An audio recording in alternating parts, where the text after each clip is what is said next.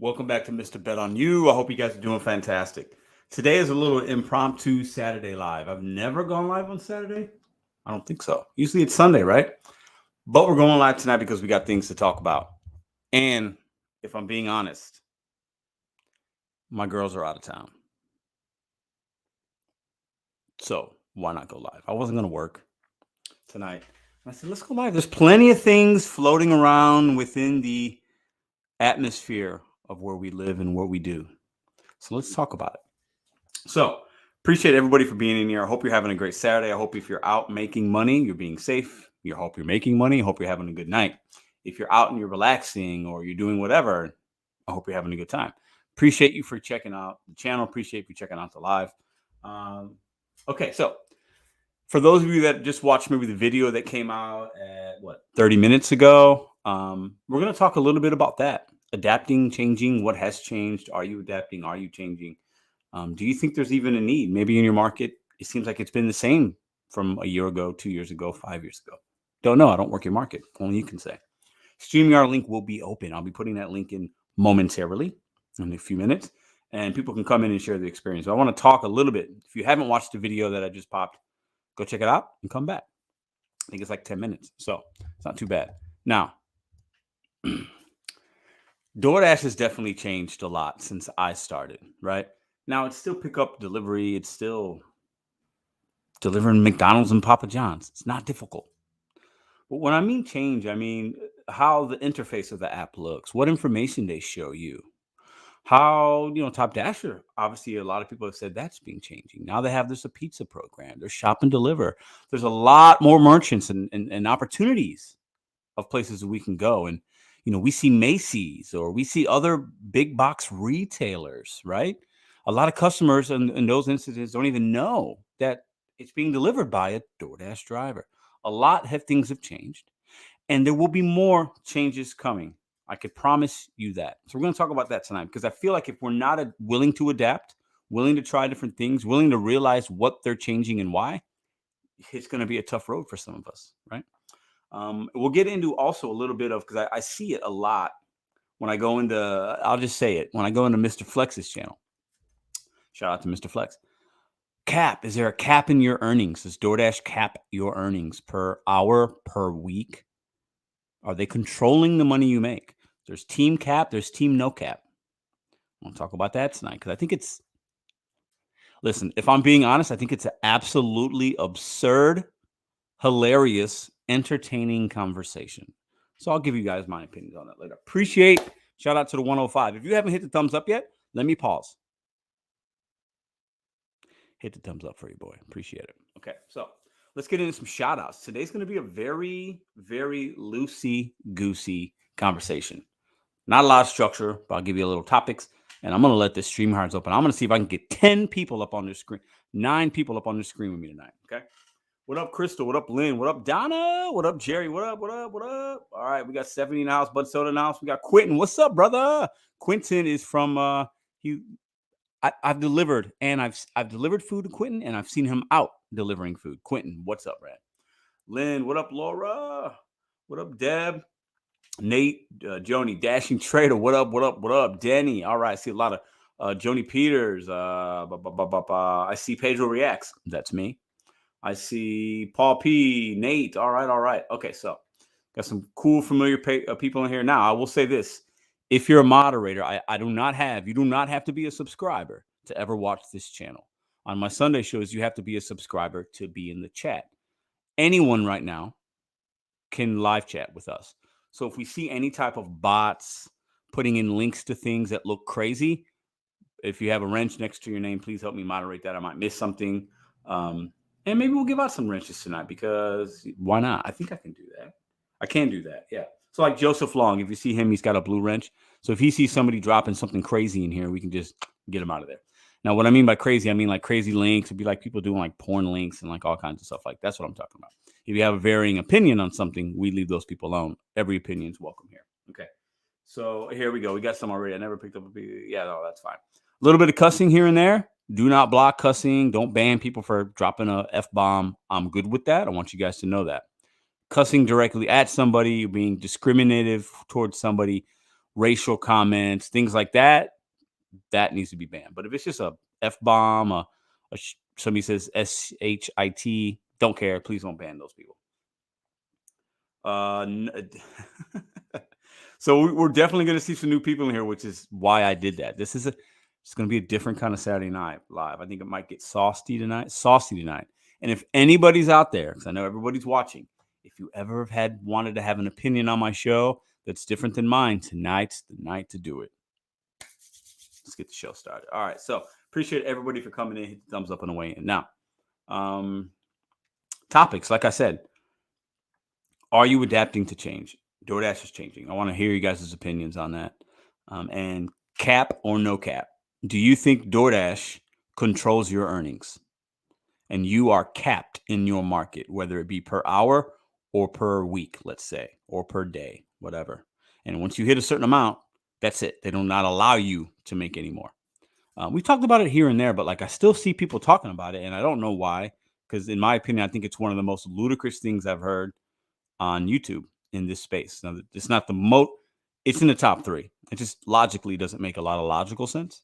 So we can talk about that tonight as well. All opinions are welcome. Nobody knows everything, myself included, but we can talk about stuff here openly, respectfully. All right. Okay, so I like this here. So we got no. Let me see if I can put up a poll. Let me see something. Can I do that? Or is that too late? It might be. I don't know. It doesn't matter. I should have put a poll up before. What up, Nadia? St. Louis in the house. What up, Tony? Driven Dad.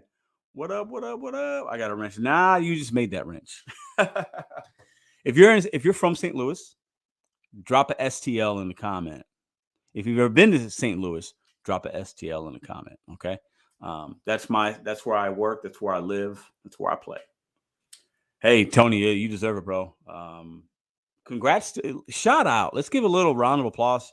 The Driven Dad, his name is Tony. He's in here. He just hit 1K subs last night or this morning. It's a big deal for us YouTube content creators. So shout out to him. I see St. Louis in here. All right. I love it. I'm getting ready to drop the link right now. Okay. Continue hitting the thumbs up. Let's get some people in here tonight. Let's have some conversations. Okay. So I'm going to go ahead and put in the link. Oh, it didn't go. Hold on one second, guys. There we go. I'm going to put this link in. StreamYard's open for any and all. Topics tonight. Are you adapting? What changes have you seen with DoorDash? What are you doing about it? Or are we just whining and complaining? Are we adapting? I think we need to adapt. Okay. And also, is there a cap in your earnings? Or is there not a cap? If there's a cap in your earnings, then all the tips and tricks videos mean nothing. They should all be deleted. If there's a cap in your earnings, that means we're all equal. The skill level doesn't matter. When you work doesn't matter. What you think you know as a driver doesn't matter. And you're being controlled by DoorDash and your earnings, you have no control. If you believe that. So I want to see all the YouTube videos deleted because tips and tricks mean nothing if DoorDash caps you. If they're telling you this is what you can make and that's it, then all of us are on an equal playing field, and no one driver is better than the next. And regardless of what decisions you make, you're going to make the same money. It's one of the most ludicrous things I've ever heard of, but some people think that. It's one man's opinion. I want to hear from you guys. Those are the 2 topics tonight. StreamYard link's there. I'll pop it again. Let's have this conversation. And when I speak of things, it's opinion because I don't, I could put up things that I've done, and my girlfriend made $18 an hour when she was dashing. I made 36. So which one's the cap, right? So we can talk about that. I think a lot of people have opinions on it.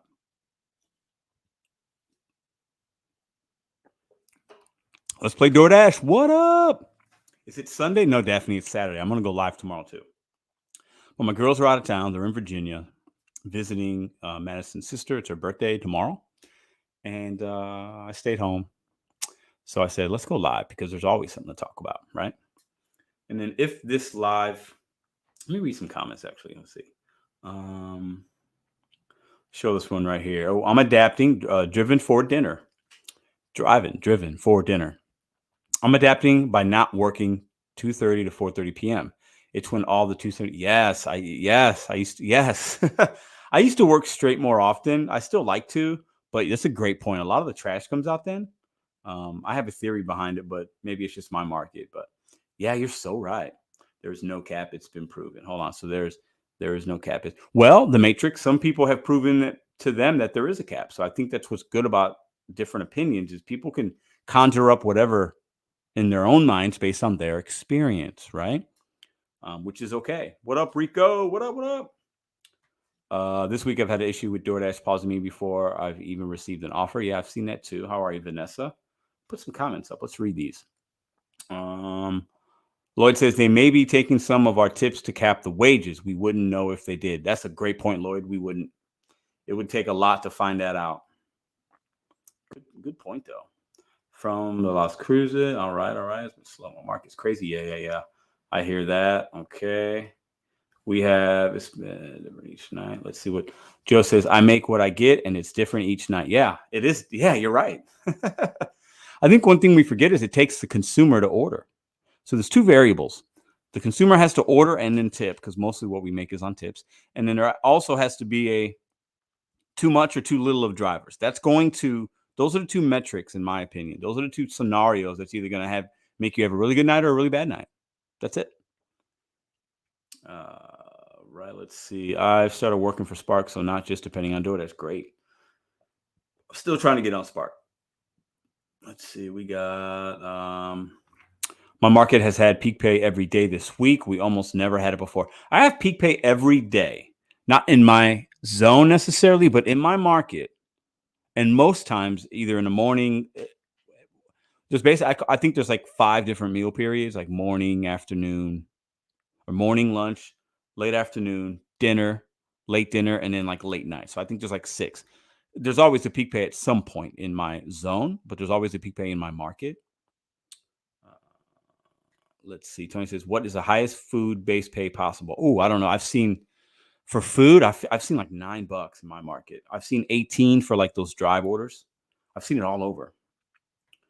Doordash app isn't showing the customer complete order for the last week. Yes, Blonde. I did a short on that. I noticed it the last 3 days. And if you go to, and I have an iPhone. So if you go to the delivery instructions and like where the customer's address is, it will have the items there. But if you're looking at the interface of the actual item count just on the Doordash interface, it only shows you some of the items. Very strange. And some of the subtotals have been off too.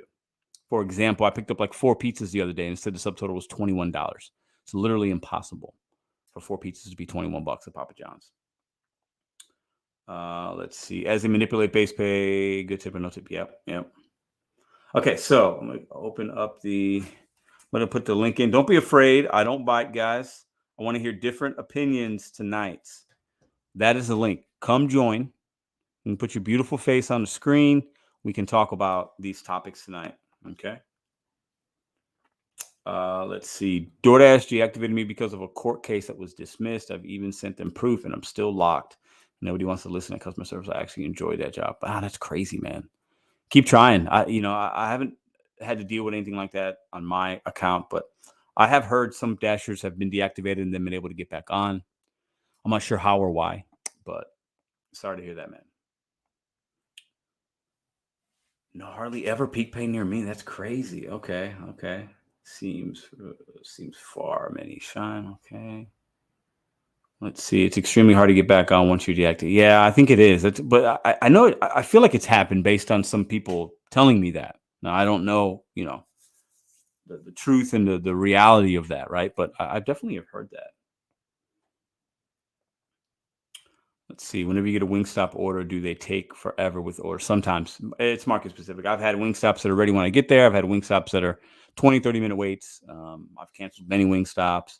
I've made money with Wingstops. I've lost money on Wingstops. Wingstop is kind of like Wendy's, Popeyes, maybe some KFCs or Taco Bells, like McDonald's. Like there's some of those kind of places can be really good or really bad. It just depends on how your market, how well the one in your market is ran, how the GM runs that joint, the managers, the staff, are they staffed up? Instacart's running background checks again in my area and kicking people off with 3 or more tickets. Wow, yeah. Maybe there's too many shoppers, and that's why they're doing that. Who knows? It's wild. All right, I see 2 gentlemen waiting. I'm going to get at least 1 or 2 more people to show up, and I'm going to bring us all on at the same time. Okay. I'm going to put in the link one more time, guys. If you've never been part of the show, don't be shy. Jump right in. All opinions are welcome. If you think there's a cap and you think that DoorDash is controlling your earnings, come on. I don't know if I'm right. I just have an opinion, right? Every opinion counts on this show. We'd love to hear from somebody that thinks that we are being capped. I'd love to hear from somebody that has adapted with the app. You've noticed changes in your market and you're trying different things. Come on and share your story with us. Talk about your successes. Maybe somebody's vulnerable enough to say, man, you know what? Yeah, it has changed and I'm not making good money. Anybody have some advice? Let's open up the conversation going here. Okay. I'm too shy for StreamYard Lab. It's okay. I hear you. Not everybody wants to be up on the screen. I get it. Let's see. Most places are pretty fast or already have it waiting by, but there is one Popeyes from hell that doesn't start the order until I walk in. Yeah. I think some places do that depending on how my Popeyes was and what type of orders I've had.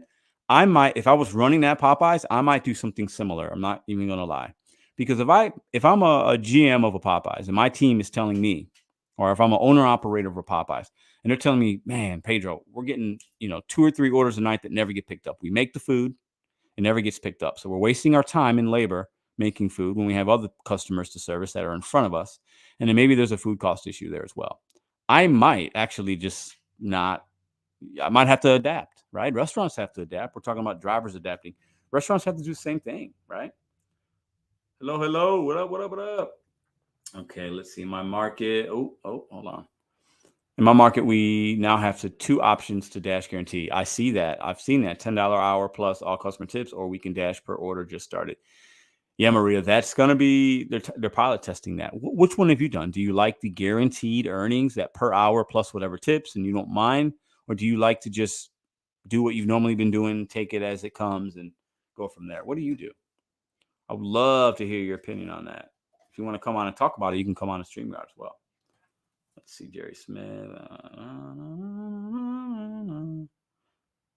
Okay, let's see. And gentlemen, I see you. I'm just waiting for one more person to come on. I feel confident somebody else will join us in a moment. I've noticed that the base pay literally been $2 when it's still high miles. So I don't know why it's like that before it wasn't. Yeah, they were, for a little while last year, they were giving us a little bit more for higher mileage. And I think that went away. I think DoorDash changes things like we're talking about. They're changing things. What sticks, what works for them, what is giving them the best bottom line profits, what programs are running that are successful for them, regardless if they're successful for us. That's what businesses do, right? Tyler says, I got Top Dash for mid-month. I initially didn't meet the requirements. I might make a push for it in October. Okay. So you've got what, 6 days left or whatever, 6 or 7 days to get up to that so that you have it for October. So what's your AR, Tyler? Pedrito, what's up? That's my name. Some of my cousins call me that, actually. No more high. Yeah. So what's your AR, Tyler? What's your current AR right now? Is this hat hiding my eyes? Is there too much of a shadow? I feel like if I'm looking, what up, Space Invader? I feel like I'm looking like a little crazy right now. 42. Okay, so yeah, it's realistic then for you to get to 70. It wouldn't be too far of a stretch. Mine right now is 16. So yeah, I just can't. I have randomly got $1. That's crazy. $1 a peak pay, I guess. Let's see. I'm at 7%. Here we go. Anybody lower than 7%? What up, Earn? Good percentage. I mean, if you're making money, if you're hitting your goals and you're at 7%, fantastic. Maybe if you're finding that it's very slow, all your orders are trash, then maybe a higher percentage works for you. I have no idea. I'm not saying, I'm not saying, I'm just saying. Company late to the party. What up? Oh, we just started. We've only been live for 20 minutes, so you're good. All right, I'm not gonna delay. I'm gonna bring Bud Soda and the Driven Dad in a moment. I'm gonna put the link in one more time. If you want to join the show, come on in. The water feels good. Everybody will be friendly. I promise. Well, maybe I don't promise, but I'll try my best to be calm tonight. Nobody really wants to see Petty Pedro. I think some do. It's fun, but keeping the vibes high, trying to. But I want to hear from people that think differently. I want somebody to come in here and say, Pedro, there is a cap. I'm waiting. Anybody? Bueller, Cap Life. Come on in. The water feels good. Let's see. All right, so let's bring in. I'm getting my headphones on so I can hear these gentlemen. Gentlemen, please. I know both of you are probably in the car. I see the Matrix as well. The Matrix has tried to get on before, but I feel like there's always something going on. So hopefully we get the Matrix in. If you guys are in your car, if you're working, make sure you're driving safe. Make sure you have the background noise off or low or whatever. What's up, Holly? What up? All right, so we got 3 people on here. Let me see. Put it in one more time. Ooh, I just got to hold on one time. Love Petty. Yeah, Petty Pedro's fun. And Petty Pedro's not always wrong, but sometimes he's a clown. But Petty Pedro's fun. Hold on, I gotta look at this. So I just got a video from my let's see. Oh, what are they doing? Hold on, guys. Oh, is that from last? Hold on. That's okay. Anyways, okay. Let me get this going. I'm gonna put the StreamYard link in one more time. What up, giggity? All right, let's go. Bud Soda, the Driven Dad, and the Matrix. Bringing you guys in now.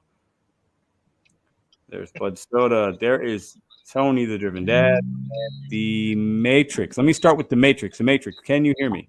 Yes, I can hear you. Fantastic. Tony, the Driven Dad, how you doing? Doing good. How are you? I'm good. And Bud Soda, are you live with us?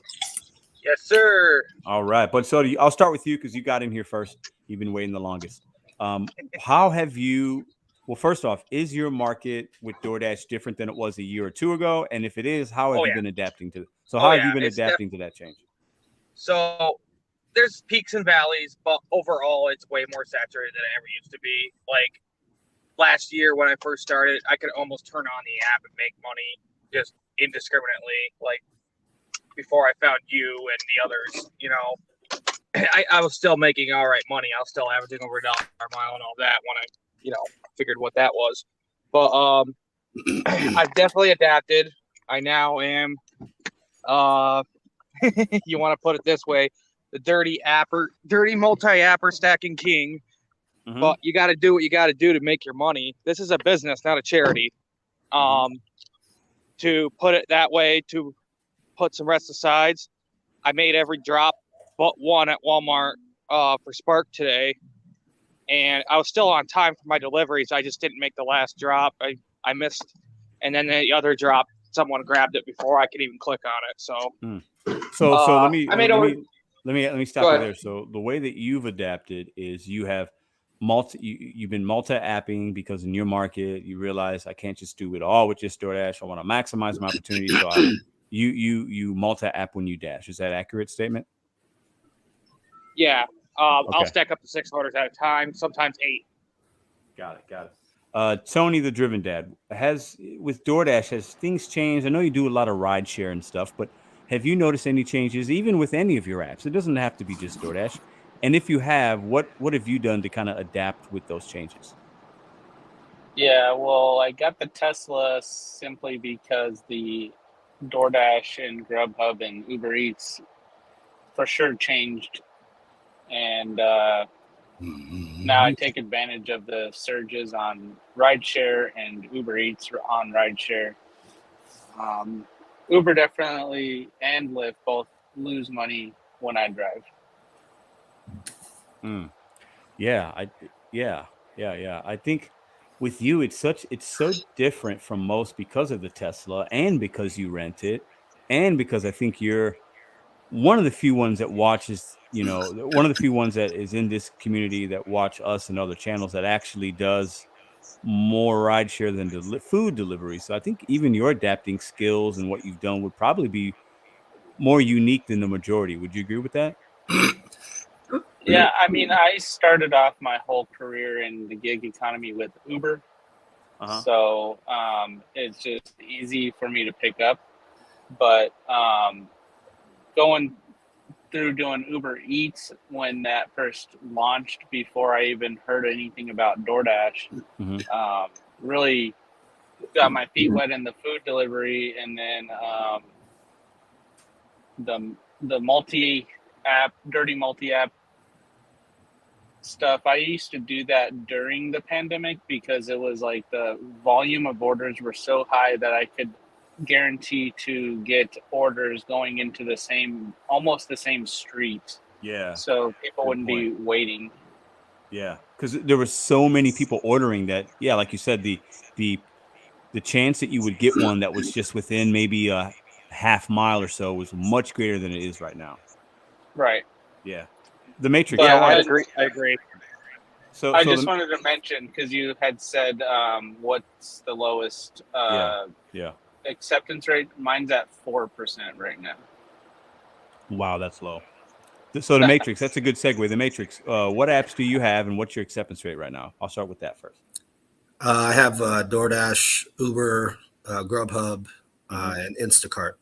Okay. And what's your acceptance rate on those? Is it about similar? Are you somebody that takes a lot? Are you a cherry picker? How do you work the apps? I was a cherry picker for about a year, and then I got a hold of Richard's channel, which just kind of made me think, do I want to try this Top Dasher deal? So I did it last month. I got to 70% by the skin of my teeth. It was like 10:30 at night on the last day of the week. I'm serious. I barely got it. Yeah, that's wild. So I went into September as a Top Dasher, just kind of as an experiment. Was a cherry picker, like I said, for a year. And I've noticed a bit of a difference. I mean, I noticed, I even posted in Richard's Discord my weekly earnings, all the way back to like May. And I jumped up, just on weekly earnings, about $500, $600. Well, that's a huge difference. Yeah, working the same hours. I mean, I dash a lot just because I built a food truck. So I'm waiting for the health department to approve all my licenses and stuff. I was in restaurant management for most of my life. And so while I'm waiting, I was kind of doing this in between. And now I'm kind of getting a little bit addicted to it because the money's pretty good. But I do multi-app, but during Hell Week now, trying to become a Top Dasher, I focus primarily on DoorDash. I got up to 50% today. And I hope to get to like 80% by the end of the month and kind of try that. Richard seems to think there's a tier between 70 and 80%. Right. Yeah, I've heard that. And see how it goes. But I've noticed, honestly, guys, I mean, I was so against Top Dasher for so long because I honestly thought you had to maintain a 70% acceptance all the time. No, you don't. Yeah, you don't. If you just get to it, then you have it for the entirety of the next month. So I'm going to give it a go for my second month, try to get to 80% and see if it unlocks.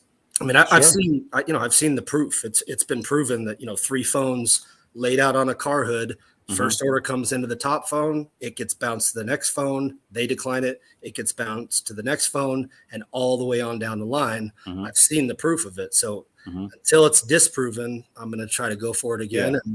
So would you say that the way that you're adapting to changes on the DoorDash app or whatever, that your adaptation skill has been, okay, I want to try Top Dasher in my market to see what that does for my account? Is that kind of how you've adapted? Exactly. And once I become Top Dasher and it's the first of the month and I open up all the apps and I become a full on cherry picker again for the next 20 to 25 days, I'm just like y'all trying to get the best, trips possible. Yeah. And I've seen it. I've definitely seen a difference. So that's how I'm adapting. But I'll say this, Matrix, anytime a driver goes on a channel and says, hey, well, I'm making more money. And if that's a true statement for you, we should applaud that. That's good, right? Like if you're saying you're making $500 more, that's a win. That's an awesome thing, right? So that should never be talked down upon, in my opinion. So I salute you for that, man. If it's working for you, do it. Let me ask you a follow-up question before I get back to Bud and then Tony, the Driven Dad. Yes, sir. What happens if a lot more Top Dashers start doing it the way that the way that you're doing it? Do you think, what if DoorDash changes that program to where you got to end every Sunday at 70%? Do you think that might change the way you look at the program? That would totally change the game. Yeah. If they did every 2 weeks, I might be able to do it. I kind of unlocked a little bit of a hack that I won't get into. It's not a hack because it's not illegal or nefarious or anything. Yeah. Where I kind of know where my acceptance rate is going to go to, whether I accept an order or decline an order. I figured it out in the last 3 days. It's kind of pretty cool. But yeah, you're right. To your point, if they went 7 days to 7 days, I might be out.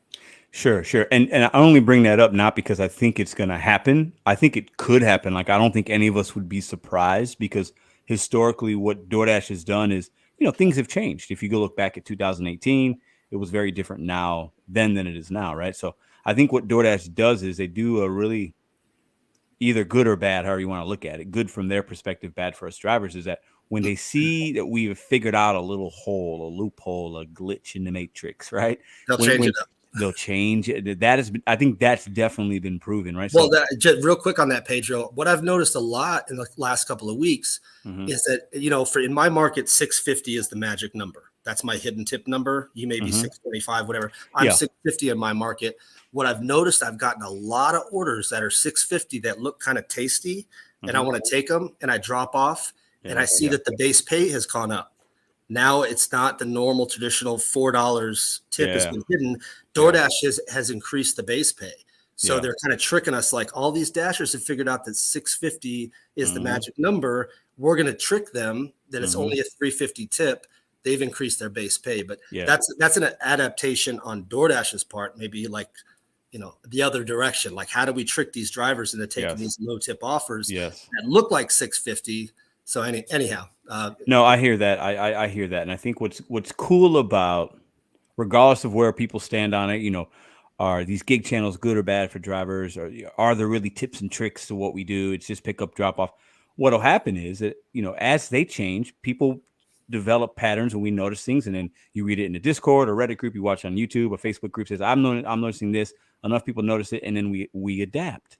We say, okay, now in St. Louis, instead of my hidden tip indicator being 625, maybe it's 675. And then you learn that and then you just move forward, right? So I think it's a really cool thing that we can share information and see what's going on out there. I think there's a lot of value in that because at the end of the day, we're just trying to make as much money as we can without driving as much and in a short amount of time. Like, I think those things are important. So appreciate you sharing that stuff. Bud Soda, what do you say to, Bud Soda, I know you've been gifted Top Dasher, right? Many times in your market, correct?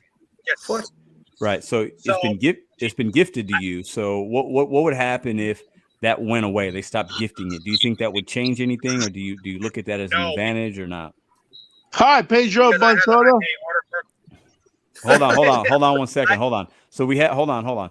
The real pizza man's in the house. How are you, man? I'll say I'm good. Quick. All right, good. I'm gonna get to you in a second. So Bud Soda, go ahead.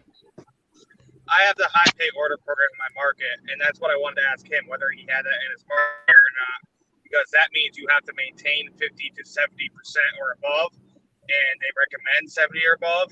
I have a couple drivers I know who do that in my market, and if you're a single apper, it does work, but you do have to, eat up a couple $3 for 2 miles or whatever to do so.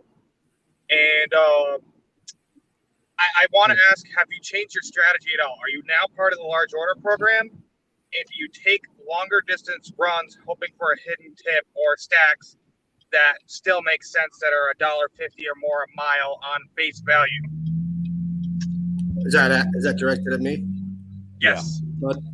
Ironically, I know last month everybody was spreading around the emails that DoorDash sent out about this large order program. And it wasn't an invite. Everybody kind of mistook it. I mistook it. I got an email thinking, holy crap, I'm now a Top Dasher.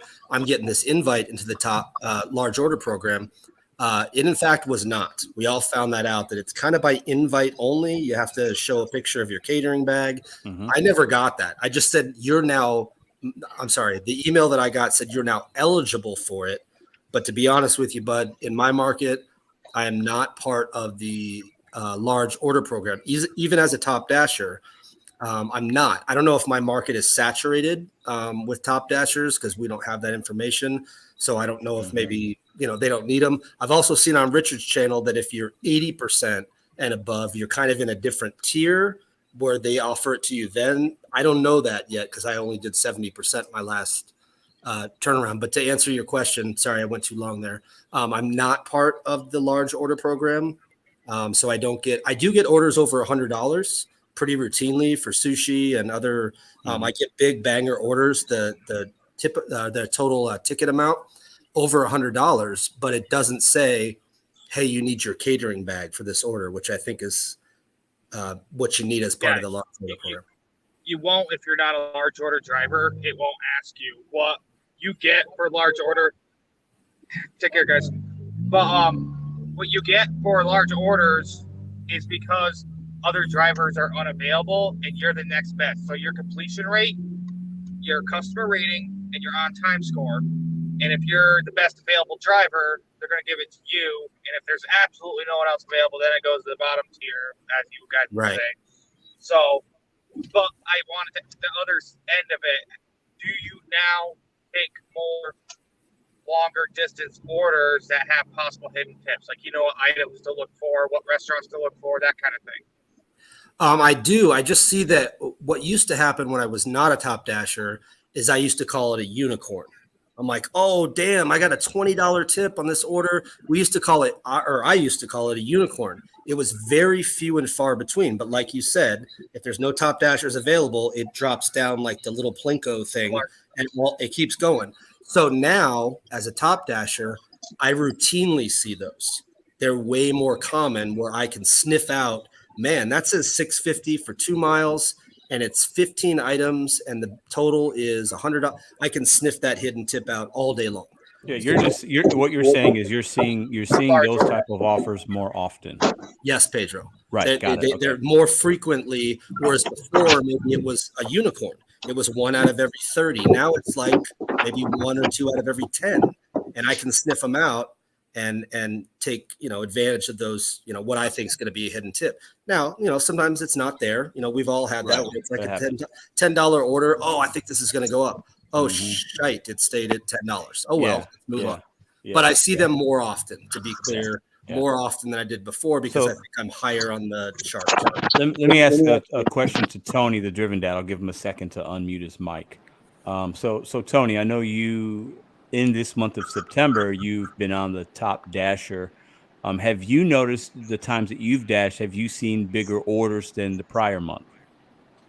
All right. So I'm going to go into a little bit of a different direction here with this because the way that I drive, I wasn't using Doordash very often.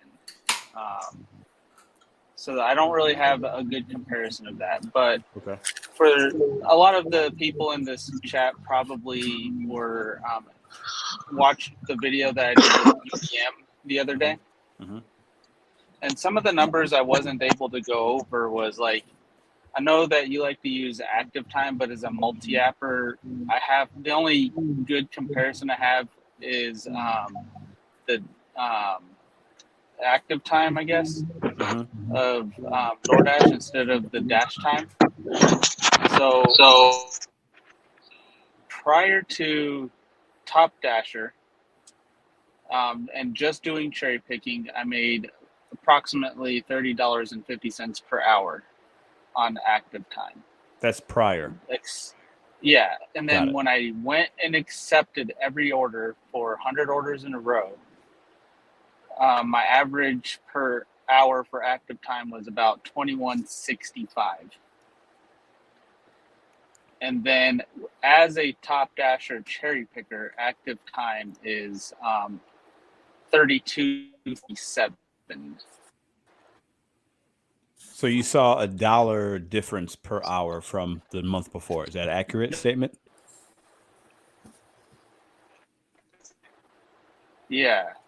Okay. So you said you were 31 on average, now you're 32. Yeah.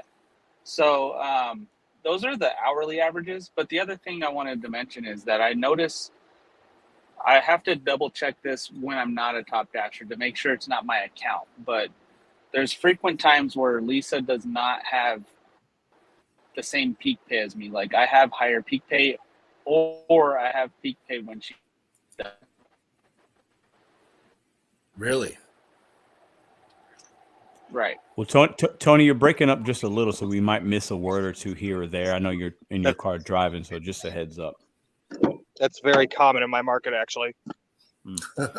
So I want to get the real pizza man. I'm going to unmute you, the real pizza man, if you have a moment to jump in on. Okay, I see. If you can jump in on this conversation, how are you? Yeah. So let me ask you a question. So First off, let us know what market you're in, and then secondly, have you seen the DoorDash or any other gig app change over the time that you've worked it? And if it's changed, how are you adapting to the changes that you've seen?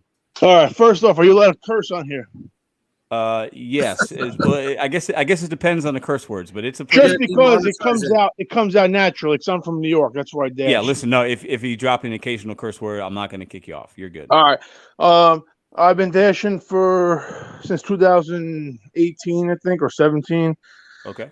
And when my market was, tell you right now, I used to be able to go out with it before all this large order program, top dasher bullshit.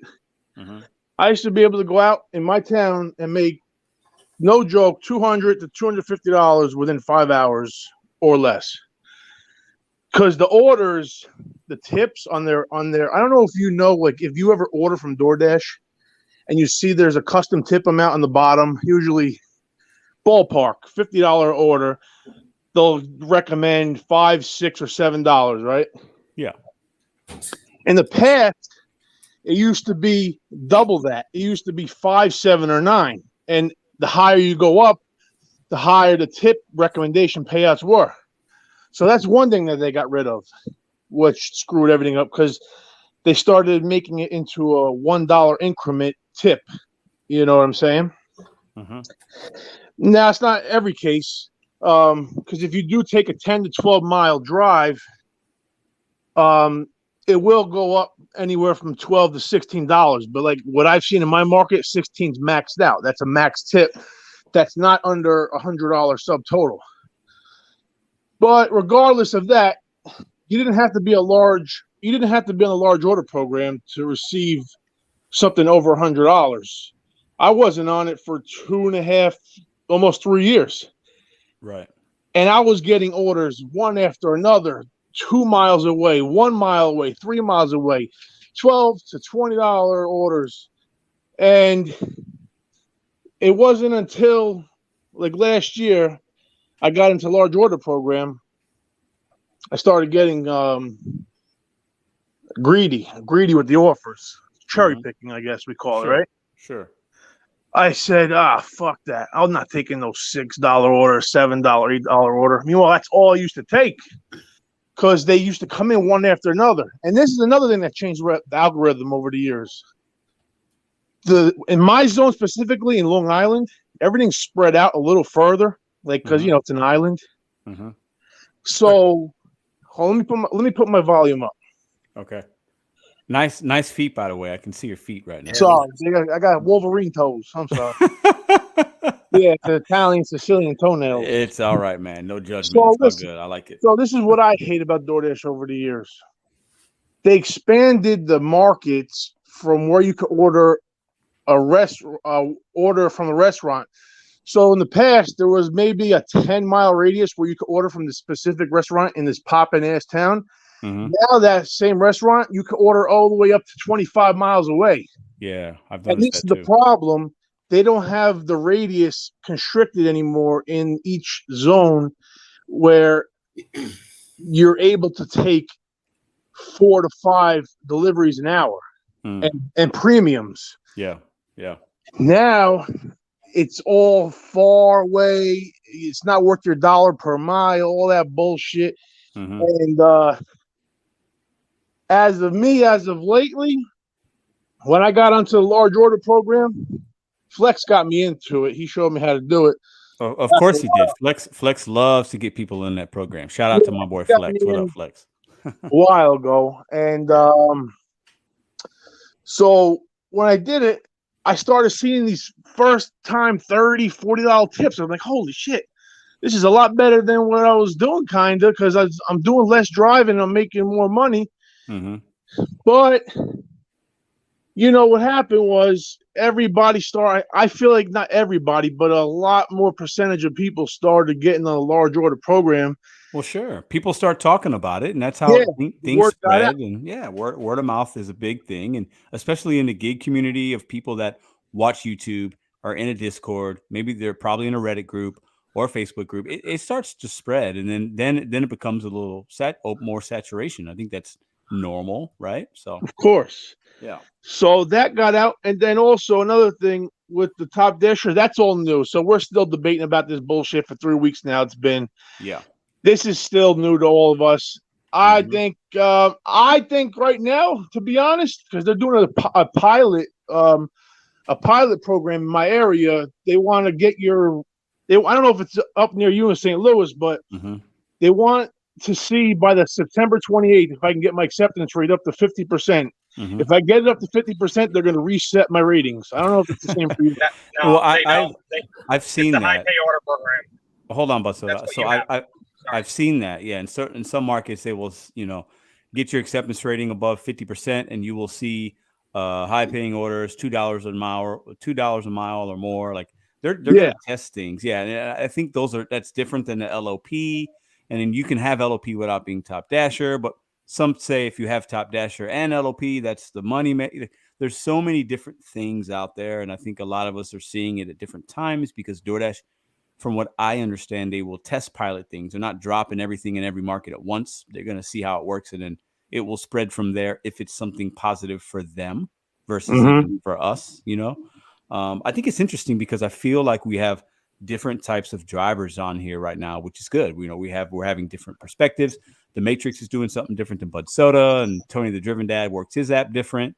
My experience, though, this is why I'm keep going for my story. I'm almost closing.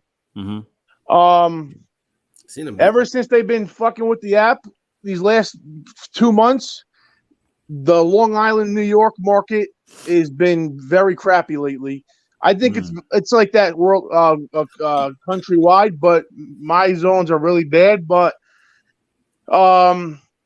it proves to you that one thing, if you do have the large order program and there are not enough drivers in the area, because there's one specific market, I don't want to say it, where I'm at. When it was popping in the summer, it's pretty fucking obvious, but you can get it. If not, I'm not going to throw it out there. Yeah. I was probably the only one out there with a large order program. I was getting banger after banger after banger. Not one. I didn't have to decline one order. Every order was 30 and above with tips. I was making $300, $400, $500 a shift. And this was just because there were nobody with large order program one, and nobody. There was not enough volume of drivers in that zone. Right. So that's changed. Another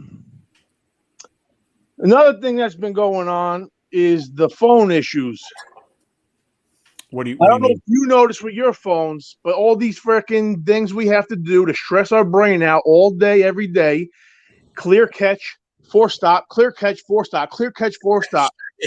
It takes a strain on your brain. You do this all day, every day of the week.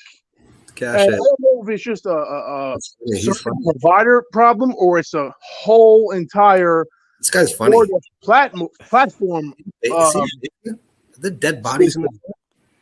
Hold on one second. Hold on. There's a few people talking. It's hard for me to keep up. But first, hold on. I think the phone issues depend. I don't have any, but I want to pause for 1 second. Hold on. Hold that thought. I want to give a shout out to my boy Hannibal is Hungry. He's in the chat. Everybody say happy birthday to Hannibal is Hungry. I think he's 38 today. So shout out to my dude Hannibal, good friend of mine. Happy birthday, my friend. Go ahead, Pizza Man. So maybe it's my provider on my end. I'm still on a 4G phone. I have a 5G phone, but they locked me out of one, whatever. I just recently switched over to Spark. And I've been doing Spark things. And I've noticed Spark has been supplementing me throughout this drought that I'm in with DoorDash, which is it's actually better than DoorDash at points, and I can't believe it. Yeah, I've heard that. So it's not so the way that you're adapting, because we're talking about adapting, is you've realized the DoorDash changes in your market with saturation, whatever else, maybe app issues with your phone connection. So maybe you're doing some Spark like you're talking about, and you're making some money doing that. Does that sound? Yeah, the Spark's killing it out here. And another thing, the Uber, I just turned back on like you do, the Uber X. And I only do it, that or Lyft, when there's promotions out. Yep. If there's no promotions, don't waste your fucking time, because people barely tip. Yeah. You're gambling on tips, and it's not worth it. But if they have that $300-400 Dude, promo, if there's a well, promo, that's the way to go, man. It's so good. Yeah, absolutely. so you got to adapt to everything. Yeah, I agree. So let me That's appreciate what that. I've been trying to tell Flex all these years. You got to just get off DoorDash alone and you got to get on multi-apping, man. Yeah, but if he makes good money, why if it ain't broke for him, don't fix it. I mean, maybe he could squeeze out a few more dollars, but He's a stubborn donkey, man. He's a stubborn donkey. That I know guy. that's your boy. Flex is a cool guy. He's a hustler. He knows what he's doing. So I'm just fucking with him. Let me ask you guys real quick if you guys could each give me about a minute or so of a response. I'll go around the room. I'll start with Bud Soda, go to Tony, go to Pizza, then go to Matrix real quick, and then I got somebody else waiting. I'll bring him in a moment. Do you guys think, just a quick 1 minute or less, do you think in your market there is a cap on your earnings with DoorDash? Do you think that you're capped per hour or per week? I'll start with Bud Soda.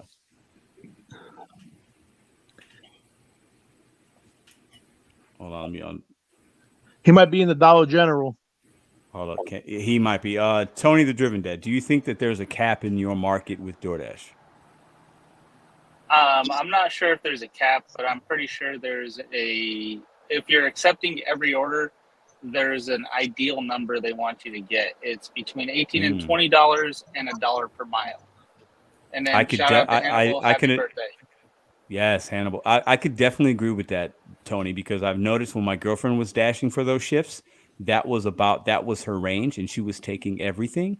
So I feel like when they say make this amount in your market, they're talking about if you take everything, right? And I think if you don't take everything, you're probably going to make $5 to $7 more per hour. So I think that's a great point you bring up.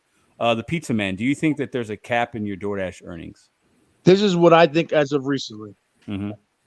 I think that since they're trying to change the algorithm with the acceptance rate and everything, because they're even bringing it up now on the app. They suggest on the app when you sign in to get to 50%, blah blah blah. When you decline a certain amount of offers, as of late for me, they stopped sending me offers. And I would have to do all these troubleshooting just to get back on to start receiving orders again. Yeah. So I think they want you to take something to get on the platform. It's changed. Everything's changing. Yeah. They want you to get something going. So you get started, do a dash. Even if it's not the best. I'm not taking nothing under $6. If it's 7 or above, decent miles, you got to take that one to lead to the next. I think that's what they're starting to do. Yeah, good point. Good point. The Matrix, what do you say to that? What do you think? Absolutely not. There is no cap. That is. Why are you so adamant that there's no cap?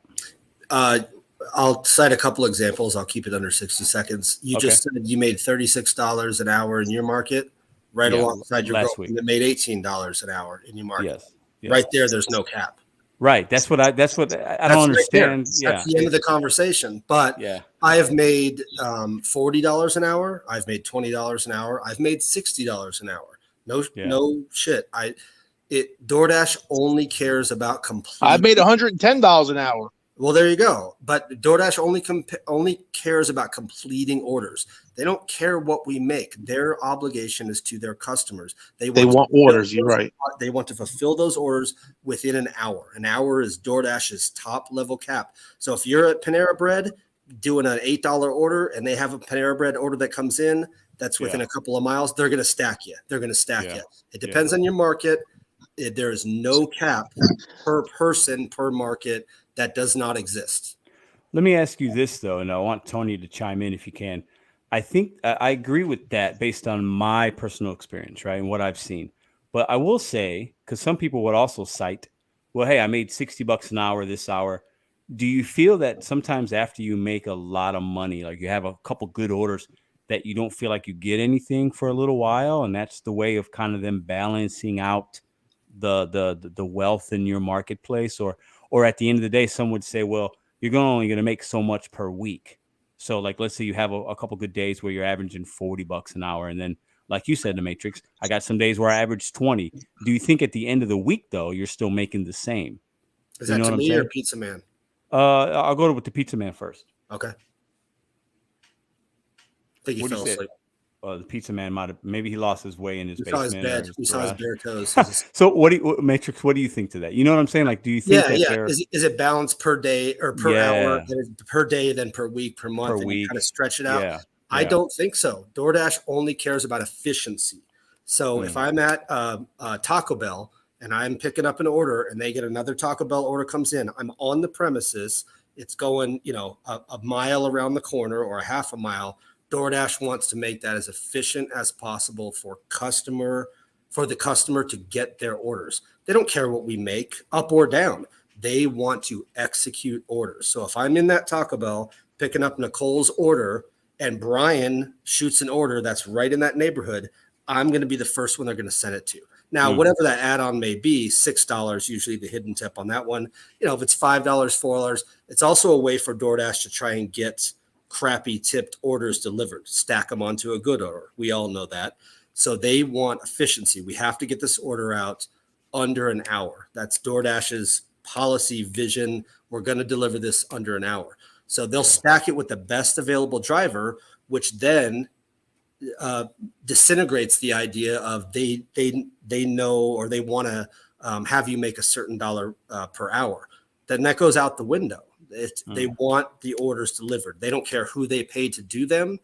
They want them delivered. Of course, they're going to try and pick the best dasher in the best position to do it, but they want the order delivered, Pedro. That's their model. I hear that. Okay. Tony, the Driven Dad, do you have any final comments on this topic as you're driving to where you're going? Yeah, so I will leave you maybe with a question. Okay. Do you think that these apps intentionally have an algorithm built in to punish drivers who have lower acceptance rates so they can get rid of them and replace them with new drivers who think the programs are the way to go? Ooh, that's a juicy one. I like it. I don't know. I think that's definitely possible based on the way that DoorDash has been moving over the last year or so and really wanting to, like the Matrix is saying, they just want orders fulfilled. And I think they realize there's a large number of people that are, picky, selective, cherry picking, whatever we want to call it. And I think DoorDash realizes it best suits them and their consumers to have more people that have a higher acceptance rate. That's just a good business for them. So I can definitely see how they might be. I think there's this trend of them trying to maybe weed out the cherry pickers and incentivize the people that have a higher acceptance rate. I do believe that is happening, or we're going towards that. I don't know if that helped answer the question or not, but I definitely think there could be something to that. But he used the word punish, which I think is an interesting word. Punish drivers. I don't know about that, man, because so what I think the reason might be open to that algorithm is. Oh, go ahead. I'm sorry. The reason why I use that terminology is because in our contract with specifically DoorDash, because I've read that one, it's you get to set your price by accepting or declining orders based upon if you think it's profitable for you. Like there's a punishment if you don't have a certain program, then you don't give access to all of the orders. Right. But if it's the way that I described earlier, that the orders trickle down from the top down. So if there's no top dashers, if there's no high acceptance, whatever DoorDash deems as the best driver, if it trickles down, it's just going to trickle all the way to the bottom. Right, and I don't want to say, cherry pickers are at the bottom. I'm a cherry picker. Usually my percentage is around 5% when I'm not a top dasher. I'm an extreme cherry picker. So, it's going to trickle down, but I don't think the only thing we don't know yet, and I'd be interested to see some research on, is if you're a DoorDash driver and you consistently take low paying offers, if DoorDash might filter low paying offers towards you. Because they know that you'll take it. Pedro, that's exactly right. Maybe you're prone to take those. Hey, this driver has a whatever rating of taking shitty orders. We're going to send these to them. Maybe. I don't know if that's built into the algorithm. Maybe we'll see someday. I think it's interesting because we're talking about adapting and what has changed. And I think that any of us that have been doing this for 2 years or more, which isn't a long time, but I just put 2 years on there because that's my experience. And I've seen things change, whether it's base pay, what they show us, item counts, base pay on longer trips. Top Dasher program is clearly, I think most of us can agree, that has been modified in some way or another, right? Even if you haven't been a Top Dasher before, you can see based on other people's experiences and their earnings that has been changed on some level, right? And I think they're obviously test piloting different things. It seems like every other month there's something that they're test piloting.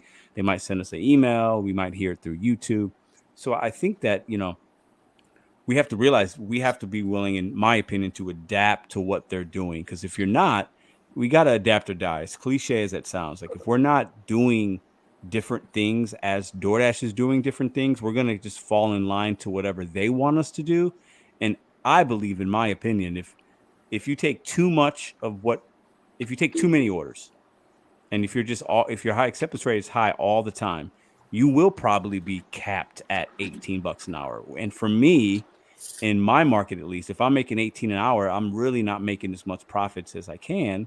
And then it's a really bad business to be in, because I got my car depreciating, I got fuel cost, I'm not paying taxes, blah, blah, blah, blah, blah. So, and what's sad is I think DoorDash wants more drivers like that because it helps them, but it doesn't help the driver. And it's a really weird space that we're in. I think next year when we have a similar conversation, I think there'll be a new program that we might be talking about. You know what I mean? Yep. Right. So that's exactly my point, Pedro, is that, like you said, we either have to adapt or die. So like my adaptation is to go to rideshare. So now I'm not on DoorDash. Now I'm being replaced by a Dasher who will do those programs. That's a good. Or if I want to continue to do DoorDash, I have to do those programs, right? Yeah. And I think about Madison, right? So I told her, I'm going to drop off because I'm going in. Yeah, go ahead. Of, mountains. I appreciate you. Drive safe, brother. Yeah. So Matrix, I want to ask you one last question, but I want to share an experience. So Madison, my girlfriend, started dashing a couple of weeks ago. I said, take everything.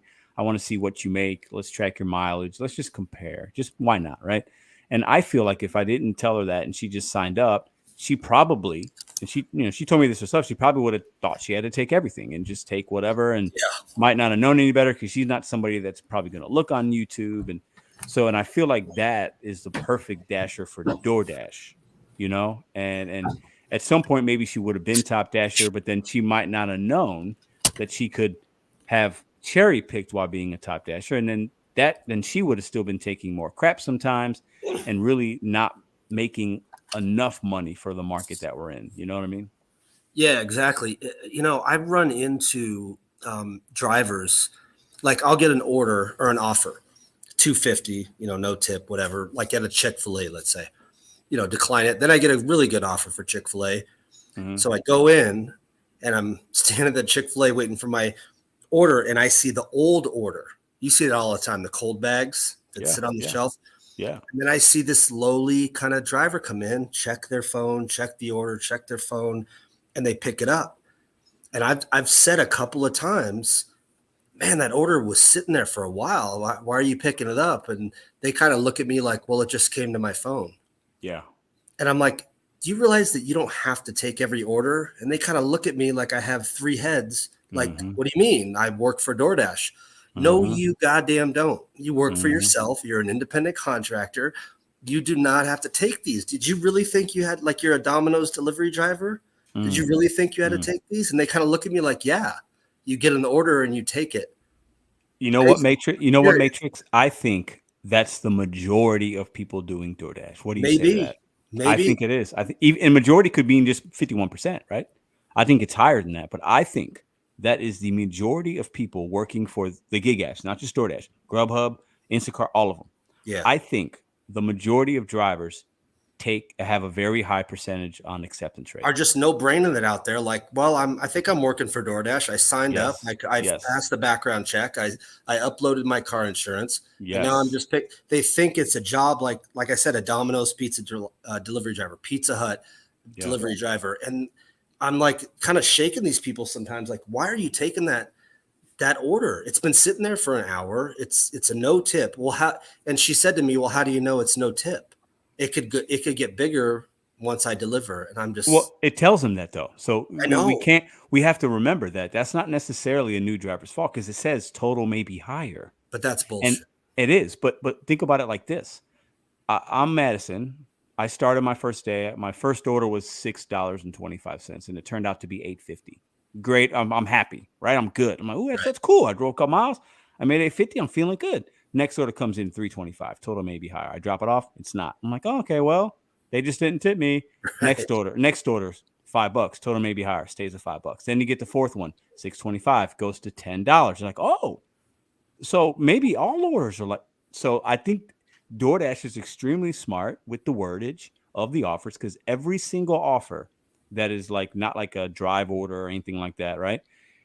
Where a customer order on the platform, that always says total may be higher. Right. And I think that's a super manipulative way, because DoorDash knows that not to be true. Because I have never had one driver tell me they took a 225 and there was a hidden tip on it. Not one. Unless they slapped him with a 5 ski at the door in cash. Yeah, but that's rare, and outside of the app. But outside of the app, right? So that is, it's funny, but it's not. It's wild. It does manipulate newer drivers, and maybe drivers that just, before I even took my first DoorDash order, I went to YouTube first. I'm like, I'm going to get all the tips and tricks. What the hell am I doing? How do I do this? And I learned from YouTube before I even went on my first, and I have a college degree. I was a restaurant manager for 20 years. I've been out in the world with people and service industry, and like, I kind of know what's going on. But if you work in the restaurant industry, you're smart. You have to be, people think that that's dumb work. Like, if you work in the restaurant industry, you have to be smart. You got to manage time. You have to know how to deal with people. So like you were a restaurant manager. I've done it. Yeah. So I totally see what you're saying. For 20 years, I was a bar manager, a kitchen manager. You have to deal with all that stuff. But I also dealt with DoorDash drivers on the opposite side, right before the big disease. I don't know if you want to say it on your channel, if you get demonetized. I lost my job. I was a restaurant manager, but I dealt with DoorDash and Grubhub and Uber drivers every day. And to be honest with you, on that side, they were kind of annoying. It's like, I bet. Yeah. This DoorDash guy is pushing his phone in my face. He's being rude. I'm picking up for Karen S. When is it going to be ready? And I'm like, bro, hang on, I'll go check. And routinely, I'd go to the tablet as a manager, and I would pause that shit. I would turn off DoorDash so that customers couldn't even order from us because we couldn't fulfill the time requirements. And that's what a good manager would do. That's what I would have done. You can't just let everybody. At that point, then you're compromising your service, and you're compromising your staff if you're stretched too thin. Yeah. Right. Or you would just change the times on your tablet. Most managers don't know that if they go into their tablet and say, hey, a large pizza takes 15 minutes. No, it doesn't. It takes 35 minutes. And just change it. And that way the dashers aren't dispatched, but these managers don't want to listen. But anyway, I've been long-winded. I appreciate your time, Pedro. I'm going to hang out and watch the stream the rest of the night. Appreciate you, man. Back on, bro. I appreciate you coming in and sharing your perspective, man. Have a great night. You too. All right. So we have driven for dinner, right? I was going for driving. Driving for dinner. Sorry, I just can't read, so I'm just fine. Southern. How are you tonight? I'm good. How are you? I'm good. So what are your opinions? What do you say about these topics and what we're talking about tonight? So basically, like, I haven't been doing DoorDash for long, but I found your videos when I started Uber Eats. And so I started with Uber Eats because DoorDash was like locked in my market. And suddenly I lost my job, and I was like, I need to get back on these apps because, till I move, I've got to make this work. And suddenly DoorDash came through. And luckily I've been watching these videos for a really long time to kind of already know, what to do and what not to do. And even in the last month since the Top Dasher program came out, it's been a situation where I'm getting lower offers than I used to get, like, by not being a Top Dasher. And so I think that's been like the biggest frustration is I want to cherry pick. And then there's just times where I feel like I don't have a lot of options to cherry pick. What do you mean you don't have a lot of options? What does that mean to you? Like, when you say that, what does that look like? That means that, like, I'll sit there. He was talking about it earlier, like, where I will go through and all of a sudden I'm declining 5-6 orders in a row because my market is very long and wide. And so you can have an order that I got one last night that was $6.25 to drive to an IHOP that's 18 miles away, to go 4 miles to their home, and then drive all the way back into my city because they set up a restaurant where they don't have drivers. Yeah. And so you'll sit there and turn those orders down again and again and again, and then the orders just stop. And like you said, you sometimes have to accept something where they'll actually start sending you things again. Yeah. So it makes cherry picking harder. Yeah, and I think, you know, to your point, you know, when I speak of markets being different, and you have to know your market and it's market specific, I think that's we throw that around, right? I think that's a real, like, to me, that's a real obvious thing, because in your market you're going to have more orders like that. And then, like you said, if you take you see a lot of trash, they're going to shadow pause you, or they're going to actually pause you, or you have to hit resume dash and all that kind of crap, right? Like, if you feel like you have to take it to stay on in your dash or to make anything, they might take advantage of that. And if your market's kind of crazy, long and wide or whatever, you might be driving a little bit. That order could take you 30, 45 minutes. It's like, you know, it's harder to make your money in a market like that, you know? Yeah, no, it is. And and I, don't get me wrong, like, I've followed everything that a lot of people have talked about that are like the tips and tricks and things.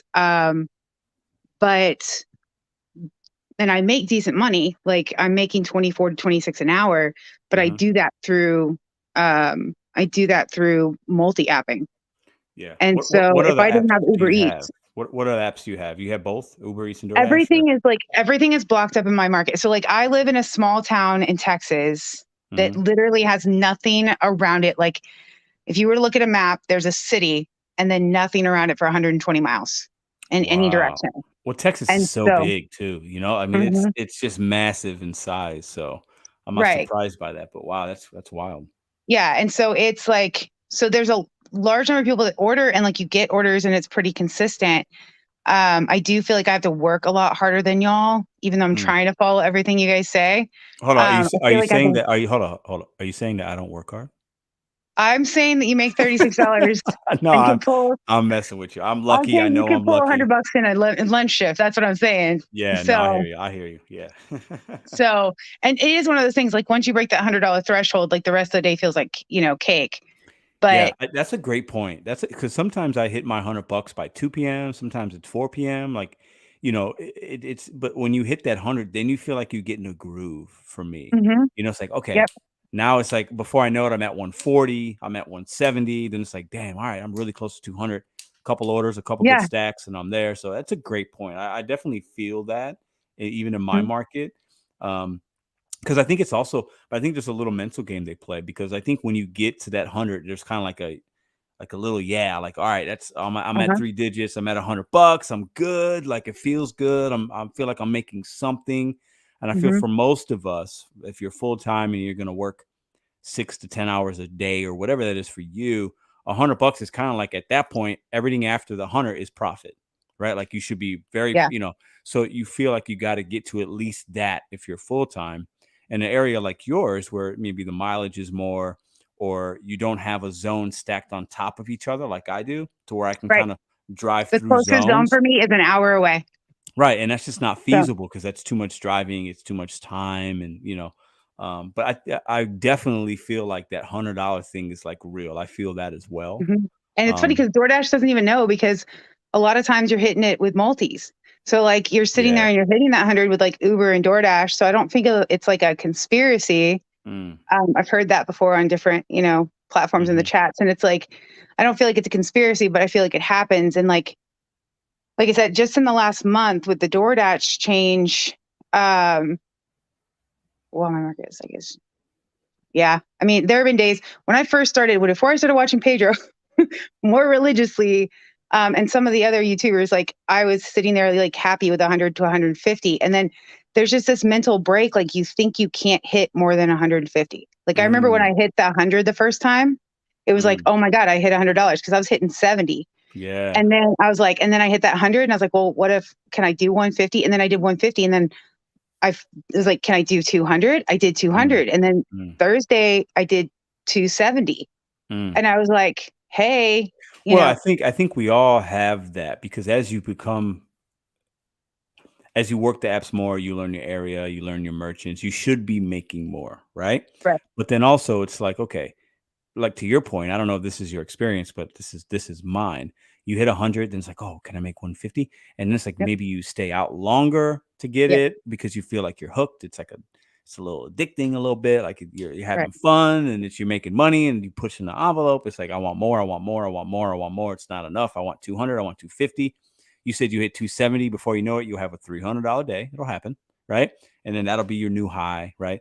But I think it's like, as you start folding in another app, it becomes a little easier for me to get to $100, like you mentioned, right? Right. And that's why I'm a big component of having a couple apps, multi-apping, learning your area, learning what, maybe Uber Eats is good for you. Maybe it's a little bit better for dinner than DoorDash. And then you learn that. So then you do a little more Uber Eats than DoorDash at dinner, but DoorDash is good for lunch. Like, we all have our own little things because markets are changing. But let me ask you a question. So how long have you been doing this? I don't know if I asked you that or you said that. How long have you been on that? So I started in January.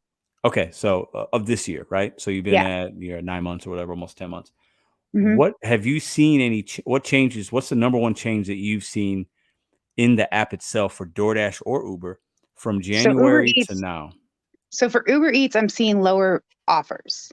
Okay. So, those offers that I like when I watch your ride-alongs and other people's ride-alongs, like I'll see them get orders that they're really like, hey, I'll take this. It's $6 for 2 miles. It sounds really, I guess, greedy, but that used to be low in my market. And so now I'm seeing more of those $6. Now I'll still take them, but Uber Eats in my market just pays a lot more for base pay. So they pay $3 versus the $2.75, and they take into account mileage. So if I'm going 7 miles, they're paying me $6 in base pay. So Uber Eats is a filler for me because I'll take 4 or 5 Uber Eats orders a day, and that's bringing in $75, $80 versus DoorDash, where I'm bringing like 16 orders and it's $160, $170. Yeah. So they're just higher pay, but I've seen more of the lowball offers. I've seen more of the $3 offers. And that's because I feel like it's because my cancellation rate is higher. Like Uber doesn't tell you that they're going to punish you, because we all know that DoorDash plays with your brain. They're like, oh, this is going to drop your acceptance rate. Hey, this is going to accept the completion rate. Uber leaves us alone a little bit, I feel like. Yeah. I don't even look at the Uber numbers. I don't look at them as often as DoorDash. I don't know if that's just a psychological thing with me. But like my cancellation rate and my acceptance rates, like, worse with Uber than it is DoorDash. But like it's a really weird thing. I'm glad you brought that up, because I think there's something to that. Maybe that's just us too. I don't know. But well, it's like there's a couple things with Uber Eats is like, and you see a lot more channels talk about DoorDash than they do Uber Eats, because DoorDash just likes, I think they like to create controversy because it promotes their brand and they get more drivers because more people hear about it. I agree with that a little bit. Yeah. It's like Uber Eats is just like, yeah, everybody knows who we are. They've been driving with us forever. We have really badass commercials on the Super Bowl, so they know they're getting the word out. And, but it's like, the Uber Eats, like they pay a little bit higher. They take into account the mileage. I just get a lot less of them. And so they fit, but I didn't start looking at the ratings until I started getting those lowball offers, till I started, because I don't see what y'all normally see. So like in your market, like when you do them, and like there's a couple of female gig tubers that I watch, and they will see these like $3 orders, $3.25 orders. I don't see that with Uber. I see 6 and above. And, but I've noticed that since my cancellation rate, was at 14%, I started seeing some of those lower offers. And so I brought that bad boy up to 90, to 8, or I guess I lowered my cancellation rate to 8. And I've started seeing the good offers again. And so they don't tell us, but I really do think it's coming into play. Like, are you dependable enough that if you accept this order, you're going to finish it? Yeah. And so, and then the other thing too, is like, I deliver for both apps and I order for both apps. And so I see it. I mean, DoorDash, not the customer's fault. They screw us in the fact that they don't offer out the suggestion for the tip that Uber does. It's Uber does it different. on a Yeah. commission. Yeah. And so I'll literally order, I did a thing and I took screenshots of it, and it was an Uber order and a DoorDash order for the same exact thing from Chili's. And Uber suggested that I tip $7.22, and DoorDash suggested that I tip $4. Well, let me tell you why I think they do that. And I think obviously we know DoorDash has the more of a market share, right? They're the, they have more orders coming through their platform. They're in more merchants. They have more market share. They're growing at a quicker rate as far as delivery goes, right? And I think DoorDash, what they do is they want to attract as many customers as possible, whether you have a lot of money to spend or a little bit of money to spend, right? That's DoorDash's thing. And they want a customer like you to have that experience, because they realize that if you have both apps, they want you to order from DoorDash. They want it to be cheaper for you. You know what I'm saying? Because that's how they get more people to order, because, okay, well, I can order the same thing from Chili's, and one order is going to be $40. One order is going to be $36. Hey, I just saved $4. That's like a coupon, right? Who doesn't want to save $4? And I think it's very smart marketing and all that, and employment on DoorDash's end. But, it hurts us, because at the end of the day, most of what we make is from tips. So we want to have a suggested tip to be more.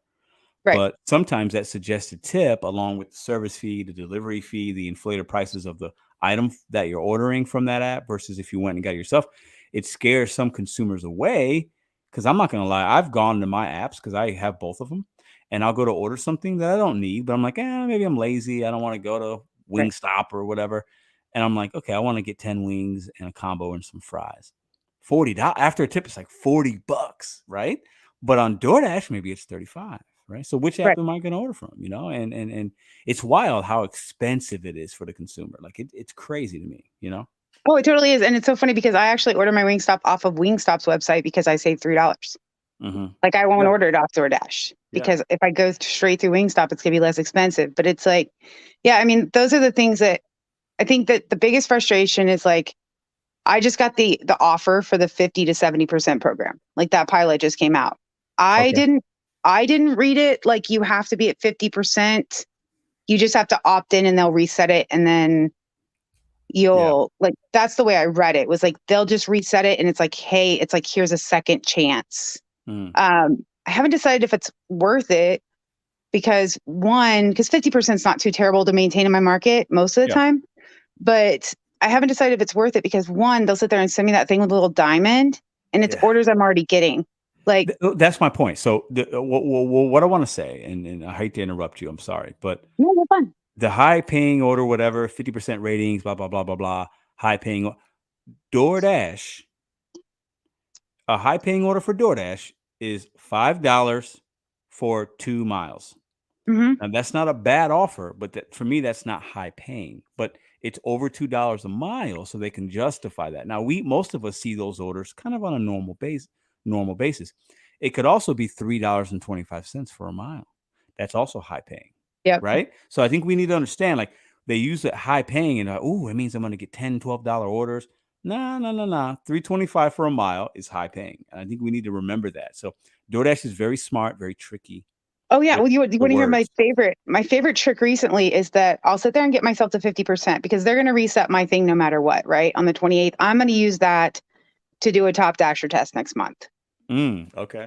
So I'm going to do it because they're going to reset it. And then I'm only going to take morning and midday shifts because I'm only going to take morning and midday shifts because I don't see the low offers on those shifts because it's like working people. I only see it on those 2:30 to 4:30 and dinner time. Okay. So I don't have to decline as much during the day. So I'm going to give it a shot and and see, because it is really exhausting to remember to go in at 3:00 and schedule, because in my market, you have to schedule. Yeah. Like you cannot just dash now. Yeah. I mean, have you thought about this? Why don't you just set an alarm for 2:45? I have it, but it's like, do you know how stressful it is? Like if you're in the middle of an order to it's playing with my brain. DoorDash is screwing with my brain. Well, I'm glad you're laughing at it because I hear you, but yeah. But yeah, so it's like, I'm going to give it a shot. But what I've noticed that they do to me, I will hit 50%. And the second I hit the 50%, they'll send me 3 or 4 orders that are $3.25 to go 12 miles to where I fall back below that 50. Yeah, that's crazy. And that's why, and some people would say acceptance rate doesn't matter. It's just their way of manipulating you and getting you to do certain things that they want. And I think there could be some truth to that. At the end of the day, I do think, and you've been speaking about some things that you've been doing to adapt and you're going to try this out. I think we have to do that, right? Because none of us have all the answers. We can only speak from perspective, our experience, what we normally might see. Maybe there's a trend here or there, but these apps are evolving. They're changing. They're going to continue to do it. They're a business. They need to make money. And we also want to make money. So we have to be willing to adapt so that we can continue to make money or even just not go negative, right? I think last year, 2 years, 3 years ago, for us of us that were doing this, you were probably making more then. So with DoorDash or just whatever app, now you have to fold in another app or 2 or 3 to make the same amount you were making. So they're making it harder. The finish line has been pushed back for a lot of us, right? That are trying to hit a goal or whatever we're doing this for, or just keep the lights on and pay the bills. It's harder to do that for, I think, a majority of us. And that's why I wanted to talk about adapting. Are you adapting? What are you doing? Like, what are you? Because I'm not, we all know that I get it. Like, I'm not even bashing Sin City or whatever they're doing. Like, I don't give a shit, honestly. Like, it's not important enough to like waste my energy on. I'm going to do what's best for me and what works in my market. And I'm going to do what takes care of my family. Like, that's all that matters. Right. Yeah. I like watching the drama. It's hilarious. I mean, people get so riled up, but I just sit back and like, I did antagonize him the other day because I was just like, he seems easy to get under his skin, but it was just like, and it was funny, but it's just like, you do what's best in your market. And like, I'm doing this on a temporary full-time basis. Like, I'm not going to do this full-time. I do need my vehicle. He did piss me off when he said a car is just a tool, like just trash it. Like, has he seen the used car market lately? Yeah, I know. That was a bad, I think I get why he said it, and everybody, but I think that was a bad take. That was not for the average human being. We can't just go replace our car, right? No, mine's a nice car. I don't want to replace it. I love my car. Yeah. And so, it's temporary for me. I have a full-time gig that I love and I, enjoy. And this is like great part-time money for me in the winter season when I'm not super busy with my job. And I do enjoy it. And like, but it's definitely given me some insight on how to even be more efficient once I go back to part-time. Because like, oh God, I lost ADD kicks my butt. Yeah. You got to do what's best for you. And, but the point is that he can go on and say like all these things, but he's being loud about it. DoorDash is not stupid. They have social media, like they're watching. And so let me ask you, I was told that about a year ago, and I'll be honest, I was like, nah, they're not watching. Like, I was like, nah. And right now, I definitely think I'm a little more like, yeah, maybe they are watching. Who knows how much? But based on the things that they've done, the changes they've made, yeah, I think they might be watching, right? I think there's something to that. So yeah, can I see the Top Dasher program changing in the next 6 months? Yeah, I can. I can see it changing sooner than that. You I mean, so? they put it in their precursor. They put it in their precursors stating that it could change anytime. They could either remove it or they could extend it. Yeah. And I think that they're watching to see. And when you have, I mean, I know that like the gig community is not huge on YouTube, but it's enough of a following with what they're doing to watch it. And they're watching. And when they see these 10, 12 YouTubers, just the ones I watch, I mean, y'all mentioned people I don't even know exist. Sure, and you're like, hey, what's up, you? Yeah. And it's like, I don't know that person. So I go subscribe to that person. And they're all saying the same thing. Oh, I dash real hardcore for the last 5 days of the month so I can get to Top Dasher. And then I decline at whatever I want for the, the other 25 days of the month. They're not stupid. They're watching. And I could see it changing in the next 2 to 3 months. Yeah, because and they're going to release it as a pilot program, and probably in Vegas. So, if that happens, I think who knows? At the end of the day, you said you're going to start get to the point where you're doing it part-time, but then by then you could really maximize and some side money, whatever. I think this is my opinion. well, DoorDash tells us most people do it part-time, and I agree with that. I think most of us that are doing it do it part-time.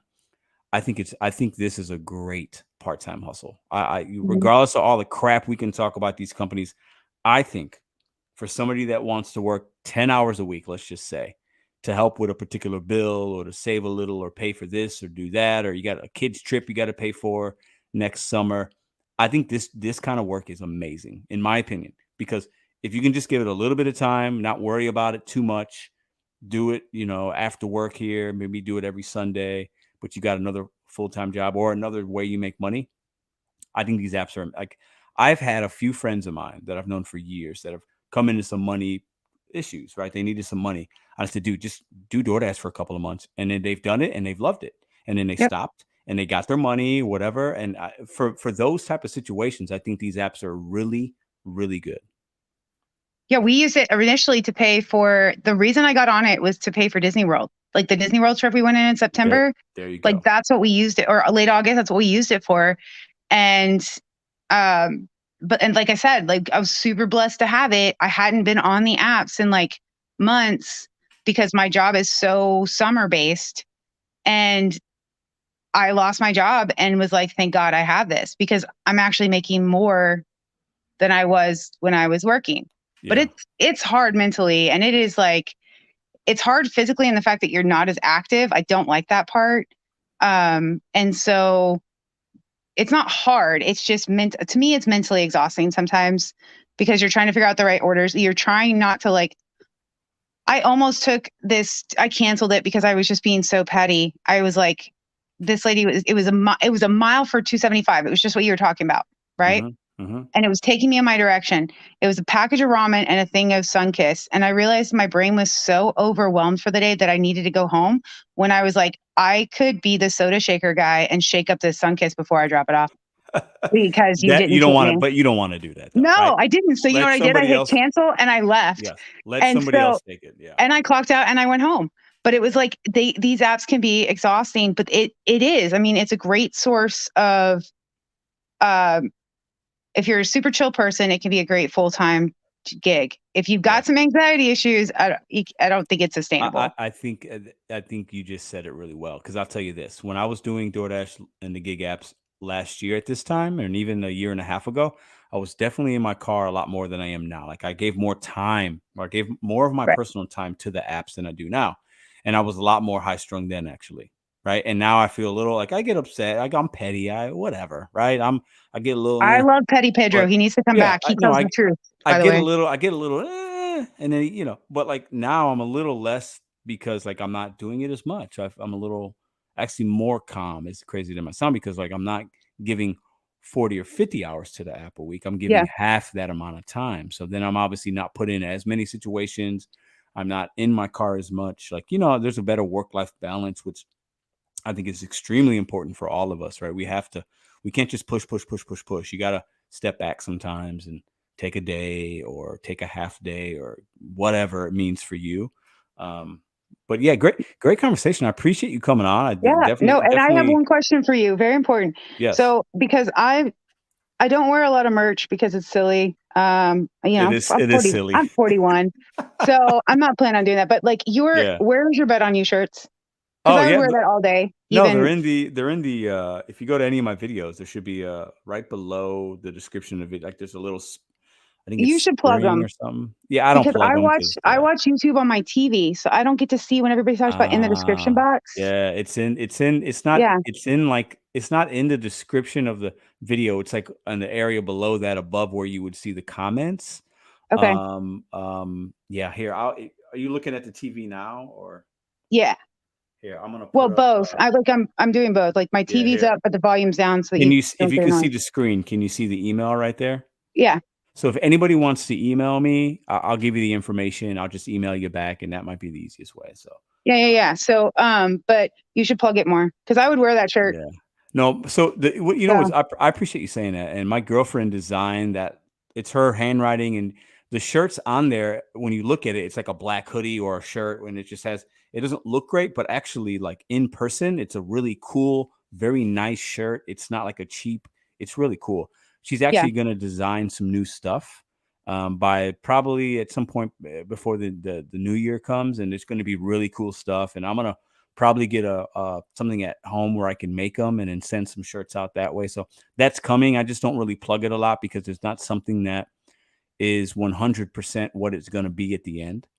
And I know it's going to be some really cool stuff for some people. And I plan on giving a lot of shirts away because, like, I think it's just, why not just give them away? But I'll definitely, if you email me, I'll send you some information. So yeah. I'd love that. So thanks for having me. I just wanted to cover those topics because they're just, these people drive me nuts. They're in these tiny little markets. Like, I mean, they're in big markets, but tiny little zones. Yeah. And then they're like, you should do this.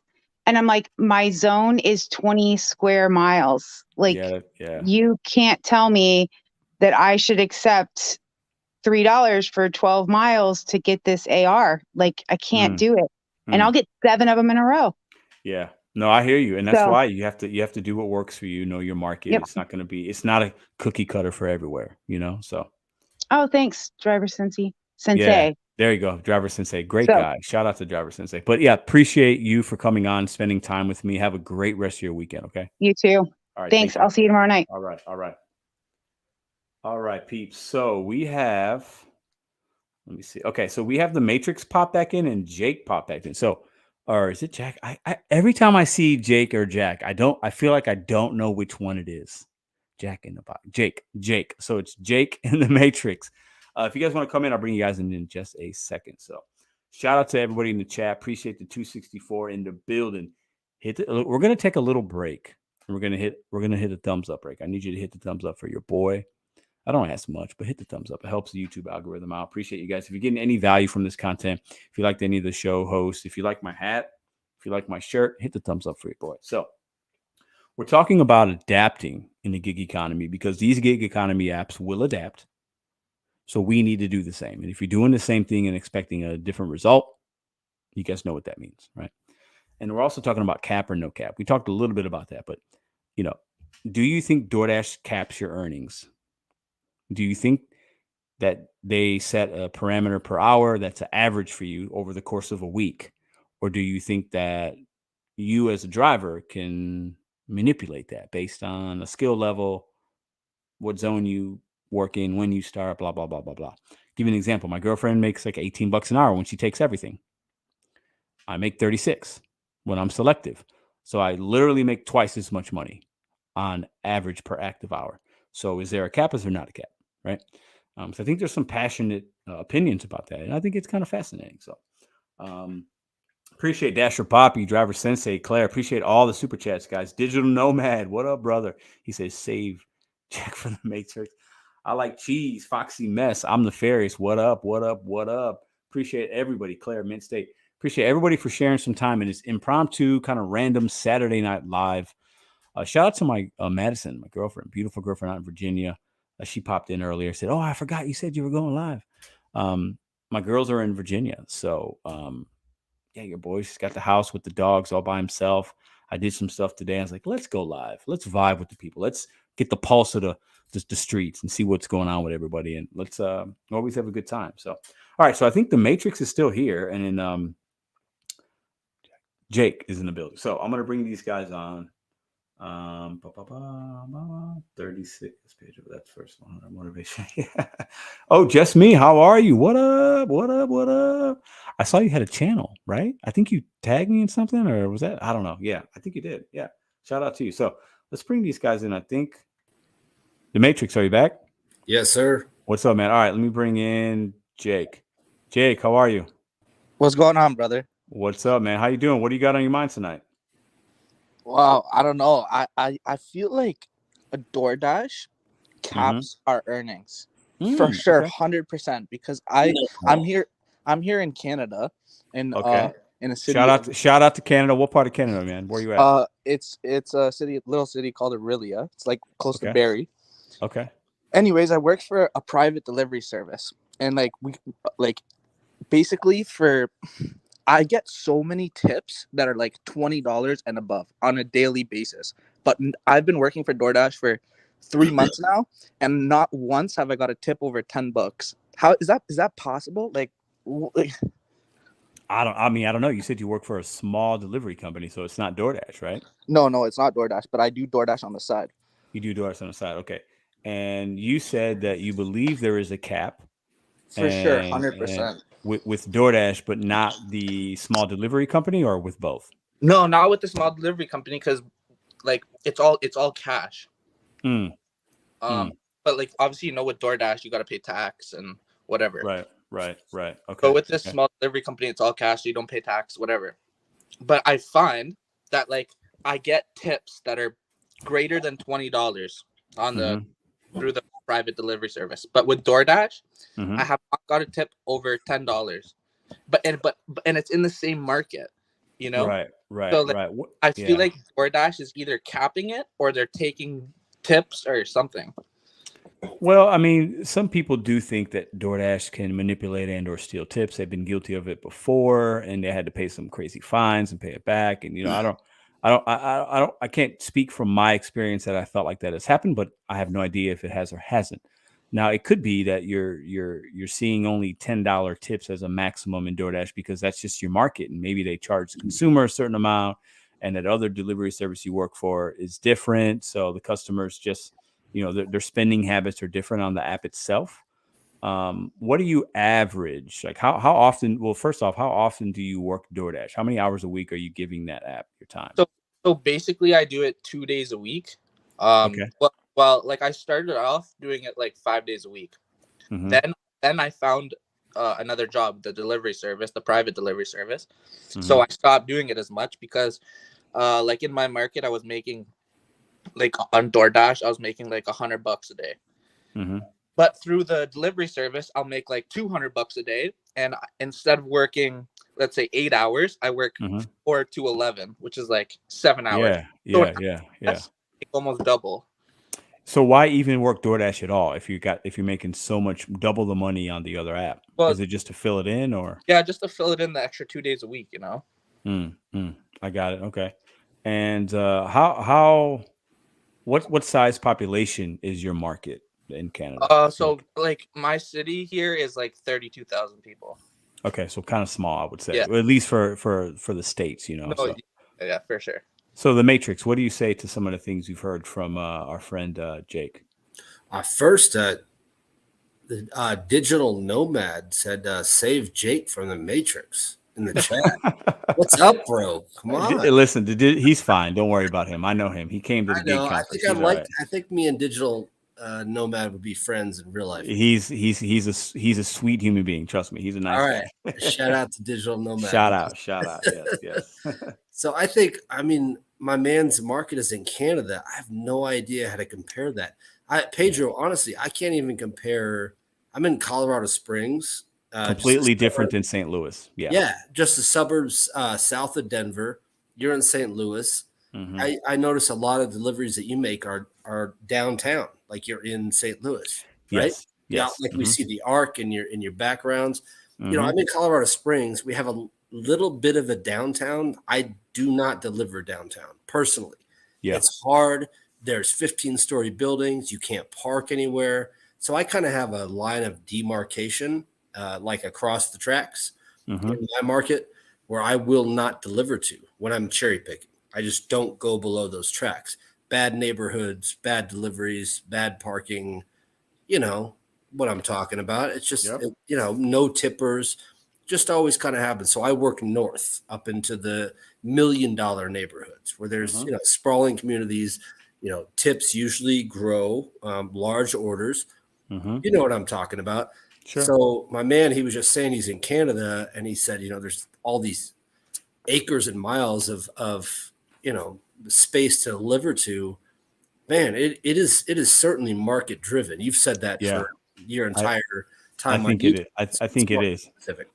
Yeah, and I also think in Canada now, I think even the tipping culture in Canada is very different than the United States. What do you say to that, Jack? Yeah, or not. I never lived in Canada, but I think just culturally how you know, tips is looked upon, I think is actually different in your neck of the woods. I don't know. Yeah, I'm not sure. Like I've been to the States a few times. And the only experience that I've had tipping people was in the casino. But like, as for like the same, I don't know how you like your market for tips. Like, I really don't know. I don't know if it's different. It might be different. I really don't know. But I know European people don't believe in tipping. Here in Canada, I feel like some people tip good. The best tip I ever got was from an American guy. So interesting. So I want to go back to something you said when you first came on, because I think it's good. You definitely said you believe that DoorDash caps your earnings. So you 100%. believe that if you're working, I think you said 2 days a week, right? Yeah. So how many hours a week is that for you? Like active time versus actually being on the app, because I feel like I wait around a lot. Okay. It doesn't matter. It doesn't matter. Like you can give me active time. Yeah. Active time maybe like 15 hours. 15 hours. So then in your theory, you make the same every week. Yeah. Yeah, roughly. Well, there's always, you're not going to make the same, like, it's not going to be $100 every week on the money, but your range is probably pretty close, right? Yeah, it is. Right. Well, what I would say to that is, dasher? No, I'm not a top dasher. I have all that, like my ratings of 4.9, but my acceptance rate's like at 20%. Okay, fair game. Interesting. So don't you think you're making the same amount just because you're working the same zone, you're dealing with the same merchants, and that is just what your zone gives you per se? Like, you know what I'm saying? Like I feel like if your acceptance rate is 20%, that's what you make based on your market and your skill set and what you do. But I feel like if your acceptance rate was 80% and you weren't part of like a large order program, nothing like that, I think you probably might make a little bit less, maybe, or more. I don't know. So even if you made less or more by having a higher acceptance rate, that means there's no cap. True. So I think drivers cap themselves based on the amount they work and based on the skill level, or whatever word we want to use, on as far as when to work, what merchants to work with, what merchants to stay away from. I think the cap is very individual. I don't think it's set upon by the actual app itself. That's my opinion, at least. What do you say to that? Yeah, I don't know, because with this, like, then if that's true, then how come with the delivery service, I will go do the exact same house with the delivery service and then do it on DoorDash, and the DoorDash order will leave less of a tip.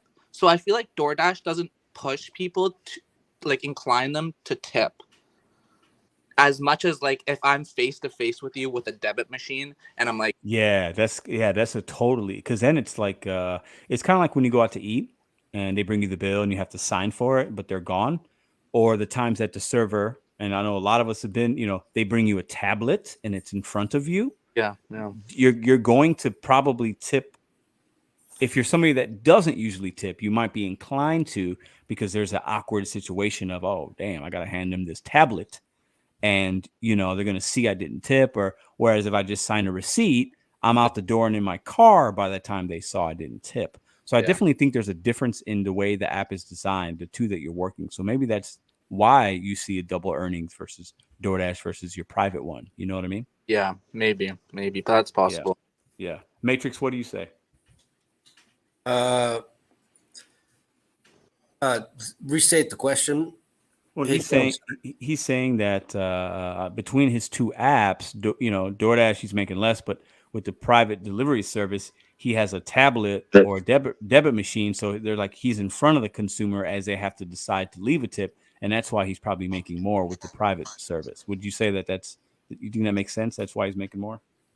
Yeah. I mean, if you have to confront people face to face, I mean, be honest, most non-tippers don't want to confront their delivery drivers. Yeah. Right. You don't want to look them in the eye and say, yeah, I'm the MF that didn't tip you. Give me my food. I would say a lot of those guys, I see that a lot. No tips, low tips are leave at the door. Don't ring the doorbell. Don't do anything. Just leave the food and get the hell out of here. Well, I've actually had I've seen some of the no tip ones I've taken have been like hand to me's, and it's like they want to like you know, it's weird. I don't know. It's Really? weird. I've seen both, because I feel like sometimes, at least in my area, because I deliver in a very like, it's very urban. It's very like, I'm delivering to all types of people. People with money. Diverse. Yes, very diverse. Better word. People with money, people with no money, middle class. Like, I deliver to all shapes and sizes. I don't care, as long as the money's right. I'll go in any neighborhood. I really don't care. But a lot of the hand to me's are ones that don't have a tip on it. And it's like, those are the ones that I feel like are trying to like scam the system sometimes and say they didn't get their food. Because if I take a picture in the app with your address, you can't say that. But if I hand it to you, they could go in and eat it and say, I never got my food, or there was an issue, or he didn't give me my soda. Then they get a credit. Like, I've seen that, right? Right. So I've had the opposite for me. But I also think there's some people that, they'll just leave it at the door. They don't want the confrontation. They don't want the awkwardness, whatever. Right. No, man, I've dropped off onto $1 million home with 2 Teslas in the driveway. Dropped that bag off, completed the order, and it was like a $7.50 order. I thought, that's not that bad. Yeah. And I go to complete it, and it says base pay $7.50. Yeah, that's crazy. Zero. And I'm like, you MFers. You live in $1 million home, $200,000 Teslas in the driveway, and you just you get tricked, you get duped. I was kind of, smack myself in the side of the head like, shit, I got fooled on that one. I think a majority of us have been there. I've been there. It happens. There's no way to really you can't go around that. You know what I'm saying? It's just part of the game, part of being a delivery driver. I just try to keep those at minimum, No, they don't happen very often, but I always kind of want to sit out in front of the house and roll my window down. Watch them come out and pick up the order, and I just always give them a, hey, have a good day. Yeah. And then kind of cruise off so they don't give me like a shitty rating. But man. Jake, what coming from delivering in Canada, right? What is the what's something that you guys in that area have to deal with, maybe that could be different for us down in the States? Are there any certain scenarios or marketplace differences that you've had that you could share with us? Man, I don't really know, because I've never delivered in the States. Okay. Yeah. I watch your videos a lot, but like, I've never delivered in the States, so I don't really know much like if there is any difference, really. Yeah. What's something that in your market that you if you could change tomorrow with DoorDash, that you would change? What's something that when you see it, or that you have to deal with it, that you don't enjoy about the app? If I could, like, basically, are you asking like if I could change something about the app? One thing, what would it be? Definitely a higher base pay, or like not even giving the customers an option to not tip, like or a tip. What's your base pay in your market? Oh, it's $4. $4? Oh, what? Hold on. I mean, hold on. You gotta be careful. You said you want a more base pay, but mine's only $2.25, brother. That's because you're US dollars and mine's Canadian dollars, and your dollar's higher. Oh. Okay, sorry, I'm an idiot. All right, sorry. All right. That makes sense.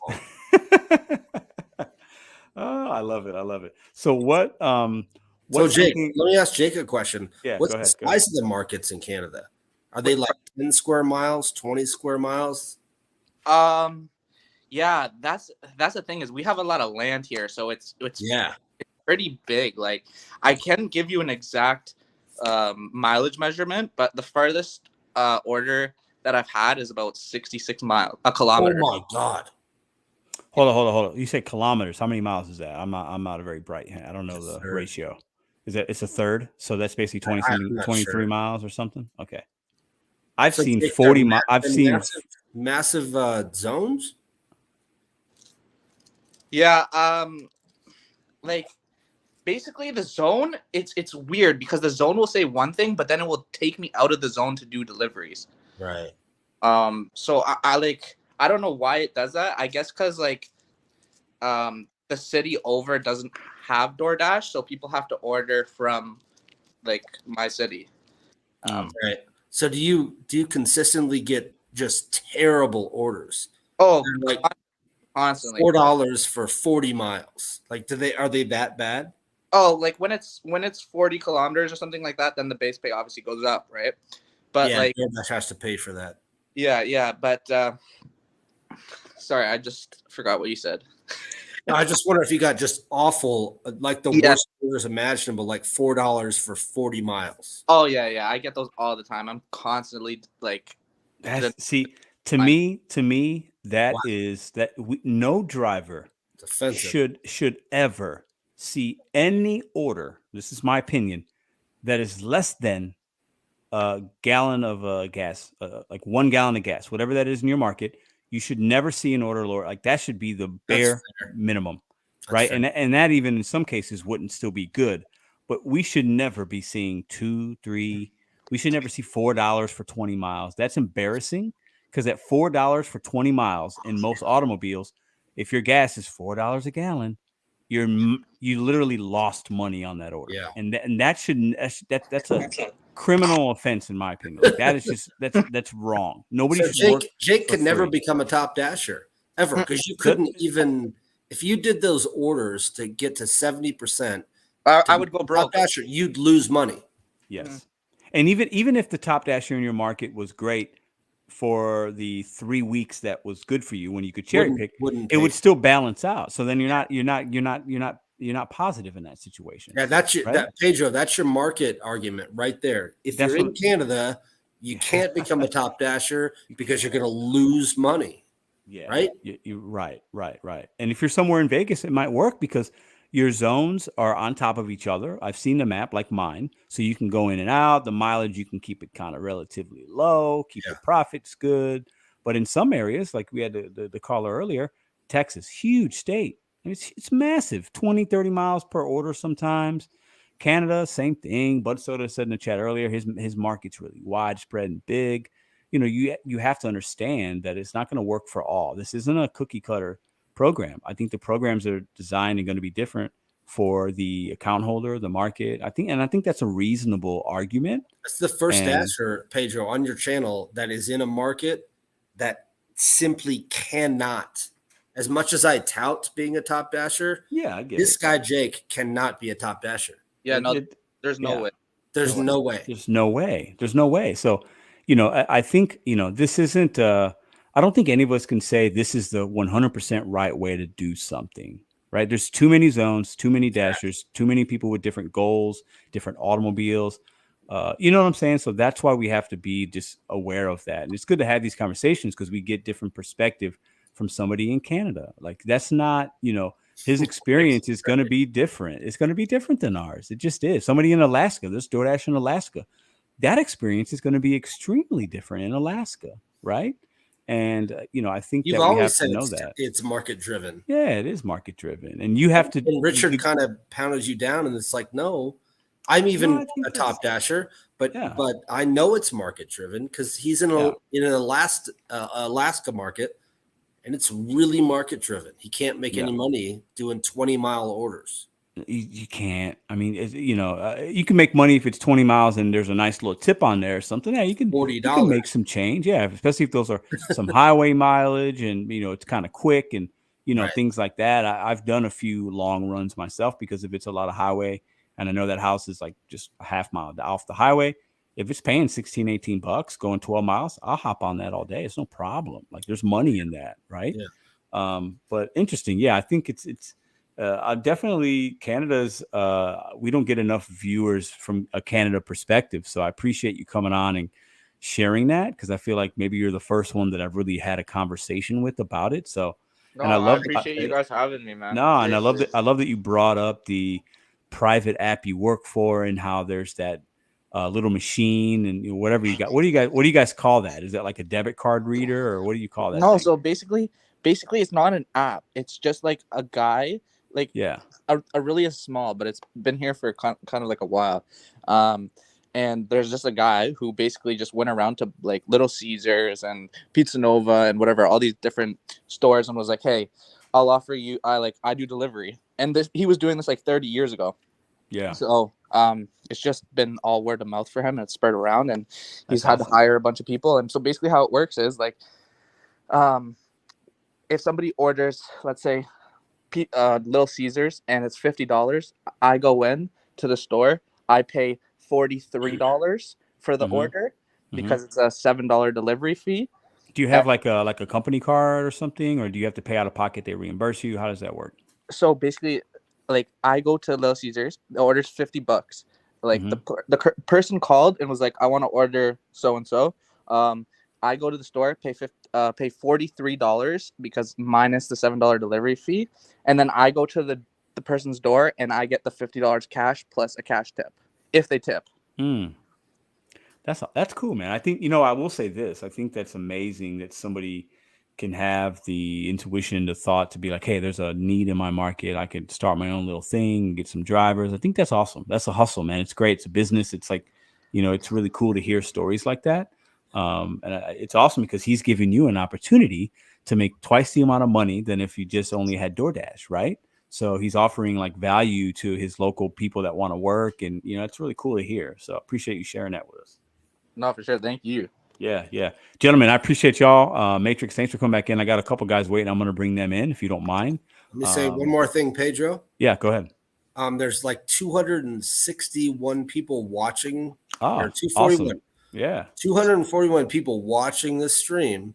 Guys, hit the like button. Yeah, smash the 141 likes. There's 100 more likes still to come. Yeah, I love Can it. you all, if you're enjoying the content, if you're enjoying this, you tune in on Saturdays and Sundays, please hit the like button. Pedro's doing this for you guys. We're coming on.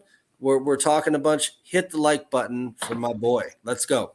Appreciate y'all very much, man. I appreciate you guys. Have a good rest of the Saturday, all right? Take care, brother. Yes, sir, all right, Pedro. Man. Yeah. Okay. Oh, man, I just brought you in a little premature, but you're good. What's up, bro? What's going on, man? Good to see you, man. Been a little while. I got LGRW as well. I'm going to add him on in a minute, but how you been, man? Been all right. Nice. Adapting, like adapting.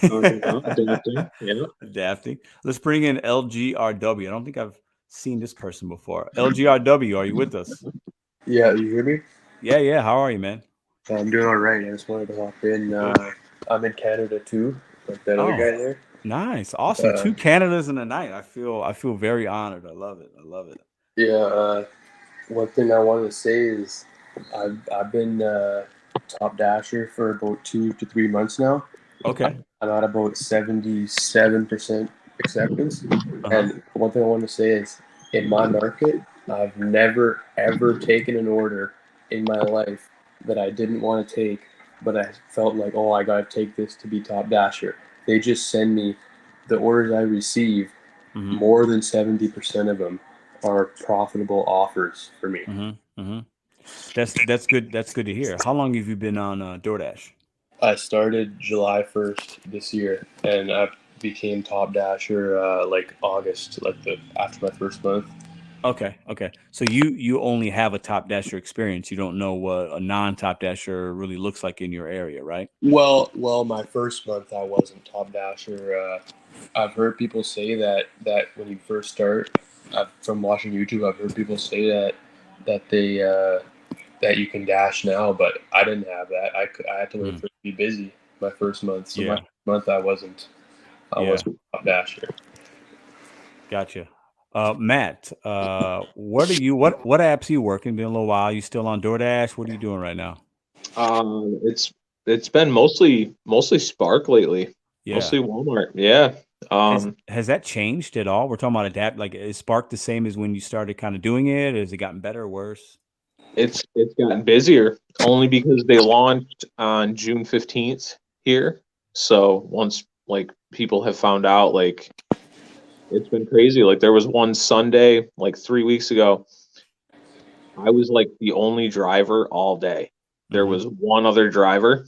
So when I got out of work at 4 and I turned the app on, there were 7 orders staring me in the face, and everyone was between $25 and $35 because when they become late and if nobody picks them up, they start climbing $1 up to $8.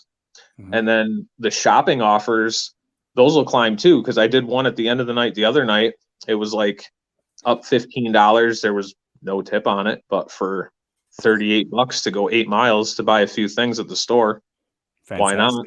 Fantastic. Yeah, Spark is. I'm gonna get on it at some point, and that right now is the hot app. I feel like for us, right? I feel like it's new one, great promotions. They're spending a lot of money in to promote the app, and people are knowing about they can get their groceries delivered and get them shopped and not have to go to Walmart. I think it's the next one, man. I think it's the hot one right now. I think I like to hear people are making good money with it, because at the end of the day, that's all we're trying to do, and DoorDash could be a grind sometimes in some markets to make a decent day. And I feel like I'm hearing a lot of drivers talking about Sparks, like, hey, I'm making $20, $30 on these runs. I'm making good money. I'm staying busy. That's great to hear, man. I think it's amazing. Yeah. Yeah. To go back and forth from Walmart for $17, $18+ every time. It's like, it's a no-brainer, even if it's 4 miles to get there and, your delivery is 4 miles away.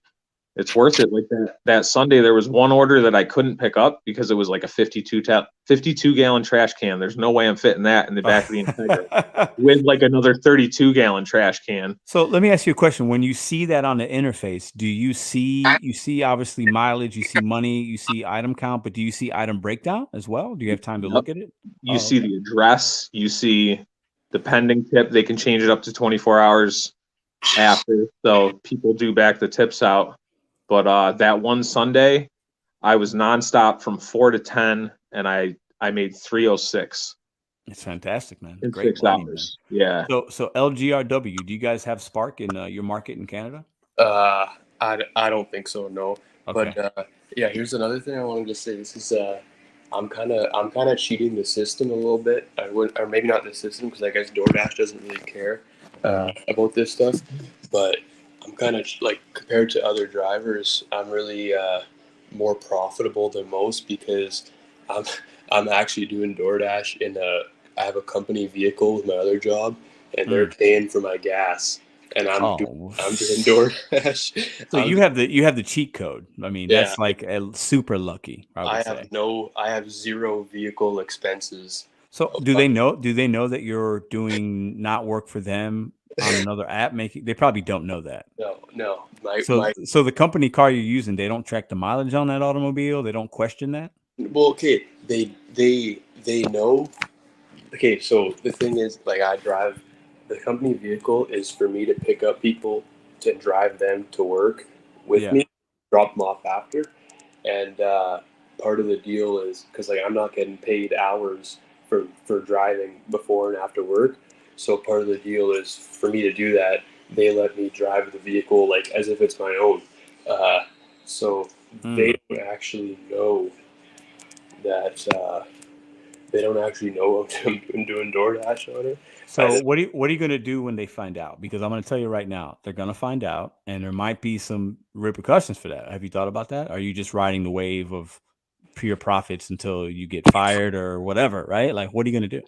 Well, I'm not thinking about that really, because they asked me before. They asked me, do I use the vehicle a lot?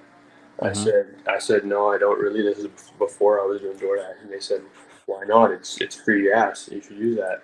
Oh, and so so now I'm taking advantage. I would say I hope your boss or a coworker isn't watching this stream. Now, I'm not that popular, but I'm just saying. I hope they're not watching, but I think, you're gambling a little bit. I'm not going to offer any advice because you're your own man, but just know that there could be, something down the line. You're not going to be able to make 100% profit forever. So just make sure you're working that into the brain. You know what I'm saying? Yeah, absolutely. If you told him to, why not take advantage of it? I don't blame him. Yeah, no. I'm not saying necessarily. If I was I'm sure that LGRW is a younger man than I can tell by his voice. I'm not saying I might not do the same thing. I'm just saying you got to understand, it won't be like that forever, and I think he knows that, right? So he's got to get ready to adapt. Yeah. Well, free gas, you're going to have to adapt, because at the end of the day, if you're making $200 a day, that's all profit. That's not gonna happen forever, right? Yeah, no, I'm not doing it. I'm not doing it all that much. So I'm not out here 40 hours a week and stuff like that. Yeah, no, I hear you. Hey, well, I mean, That's He didn't have to sand the rust spots down in his car like I've been doing like this past week, and primering and really? painting it, Oh, Bondo man. primer paint and getting it ready. You know, he doesn't have to deal with that. It's all Yeah. taken care of. He'll just get another new car. They'll just give him something new when that one breaks down. Here you go, new vehicle. So LGRW, my friend, the driver sensei, says, "Please show your face, sir." And he has a little like police emoji and a police car. Maybe that's why he's not showing his face. That's smart, actually. I'll give you props for that. That's funny. So let me ask you guys. Let me ask you a question. So, Matt, this one's for you now. How long? Like with Spark, are you still seeing promotions? Or are they about the same as when you started? And I think you said July. Like, have you seen them get a little bit better or worse? Like, what are you seeing with the promotions and stuff like that on Spark? They've gone up and down, but they're pretty consistent. They're pretty consistent. Like some of them, there's like no cap, like an extra $5 a delivery, so you could literally take 15 deliveries a day for that day, or if it's like a 3-day span, because sometimes they do that too.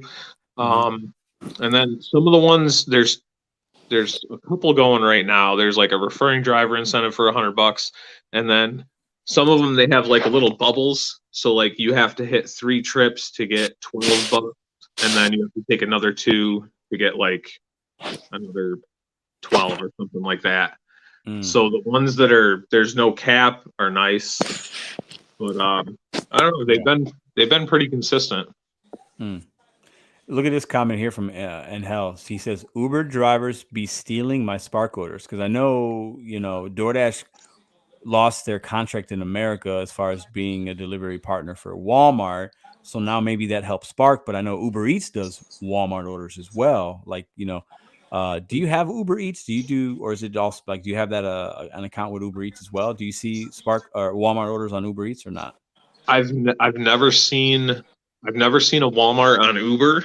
I've seen them on DoorDash up until they severed their partnership with them, and I think that's another reason why it's been busier on the Spark app, is because they severed their partnership. Yeah, so that makes sense. That makes sense. I'm trying to get on it. My market in St. Louis, this particular zone's full, but I have a zone close to St. Louis, and I applied, and I think you know the story. Like I just can't. But I'm not really giving. I've tried to call, I've emailed, and I know if I sat down for like an hour and tried to really figure it out, I probably could contact with somebody and get it. But like I just haven't done that yet because I've been lazy.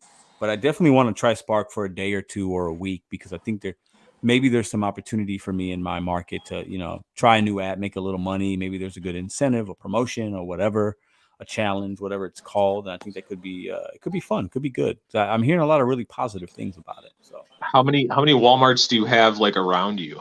Let's see. So I have one in Shrewsbury, about 5 or 6 miles from here. Another one that's about 10 miles from here. And then I have 4 that are within my area. I got 4 that are not far away. Yeah. Yeah, I got 2. There's one that's like 4 miles away, and the other one's like maybe 10 or 12. And like you said, like something you were talking about earlier that I was thinking about was like you're in a city. My city's nothing like yours. You're in a metro area, right? Yeah, very much. So like to go, how long will it take you to go 6 miles to get to that Walmart? I could be at the Walmart in, let's say, Shrewsbury. I don't know, 15-minute car ride to get there. It's 15 minutes. And there's one that's mostly highway. That's 15 minutes as well. There's another couple that might be 20, 25 minutes away from me. So I would definitely I'd try each of the 4 or 5 and see which one is operationally better, and then just stick to that one when I start my day, and then just do runs from there. It's probably what I would do. But I definitely have the opportunity, because I have a lot of Walmarts here, are pretty good. And a lot of my Walmarts are in very like little neighborhoody kind of places, to where I think some of the mileage wouldn't be too crazy. So I'll definitely try it at some point. Yeah. So I was been watching your videos, and I noticed it looks like if like sometimes they show you more tips, like here in Canada, they only show a $4 tip, no matter the distance. Like I've seen on some videos on your channel and others, you'll show screenshots of the orders you get and then the total payout. And sometimes it looks like they're showing you like a $6 tip or something. Like, sometimes they are. Yeah. For here, no matter the distance, they never show anything more than $4. Wow. So I got fooled the other day. I got an order. I guess it got declined so many times that they upped the base pay. It was $13.75 for 11 kilometers, which is about maybe like 7 miles. So I took that and I was thinking, oh, this is probably going to go up. It's going to be a banger order. And I dropped it off. No tip. Nothing. Zero. That's a crazy base pay, man. Wow. Yeah. Yeah. I And mean, the base pay here is a lot higher than what I see on YouTube from people in the States. Like what the previous guy was saying, it's $4, which I know that the exchange rate isn't exact. Like they're not, the Canadian dollar is not worth the same as the American, but it's not that big of a difference that you guys should be like $2.25. That's basically half of $4, like pretty close. Yeah. Not the exchange rate is not that significant. It's like maybe like 3/4. Yeah. I mean, it could be, I think, you're in a different country, like, so it could be because of that. It could be your demographic, the saturation of the kind of drivers you have, or the amount of drivers you have versus us in most of the states. I think there's could be a lot of variables there. I don't know. But I think it's always interesting to hear from somebody that is in another country. I think it's interesting, so. Yeah. Pedro, what's your base pay, like $2? $2.25. Yeah. $2.25. That's the starting base pay. Yeah. Because I see orders for like $2.75, and then it could be a little more if they're like in a neighboring town. I think that's where it goes up to like $3.75 or and upwards of $5. But other than that, if it's $7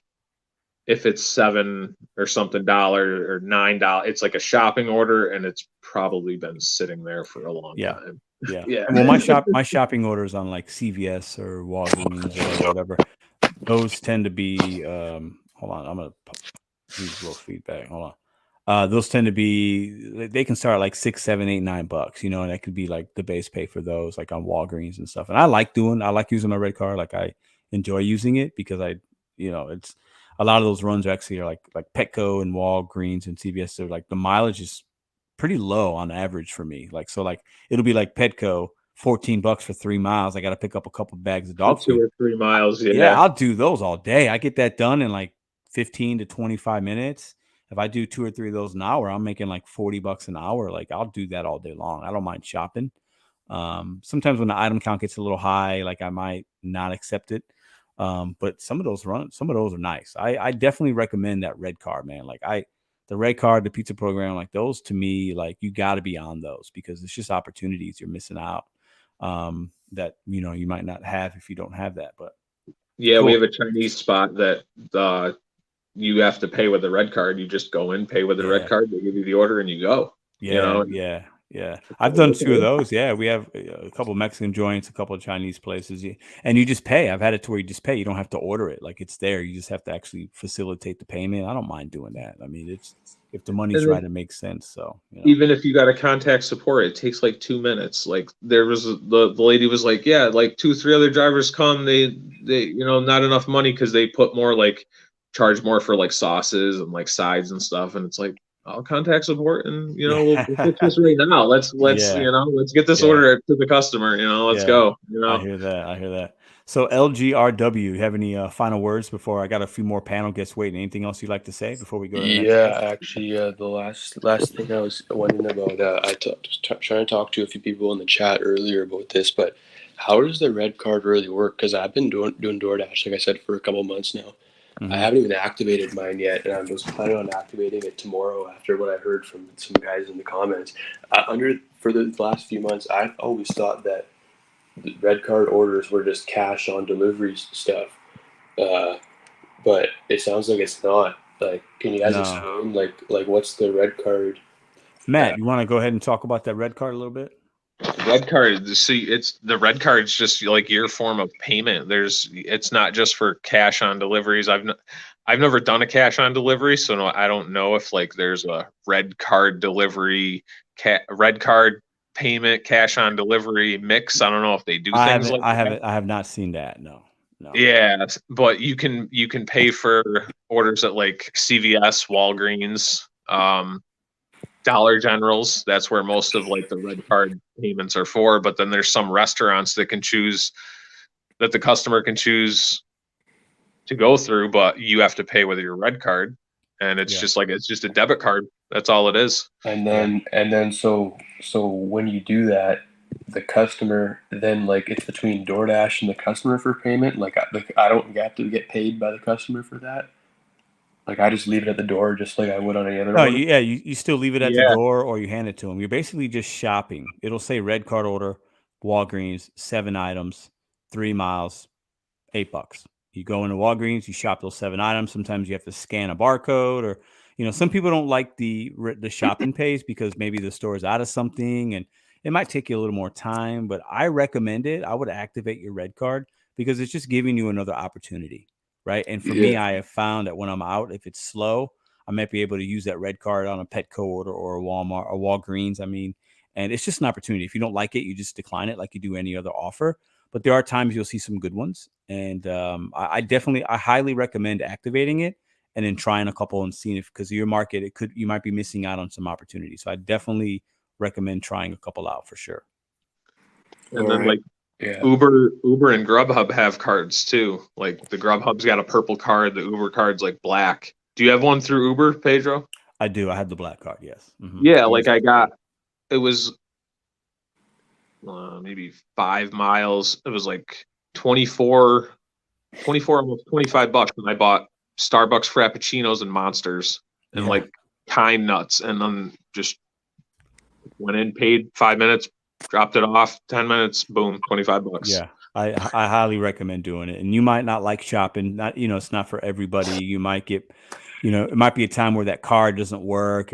These things happen, but it's just an opportunity. I definitely, to maximize your Dasher account, if you can get on the pizza program, that's a whole nother thing. And then activate your red card.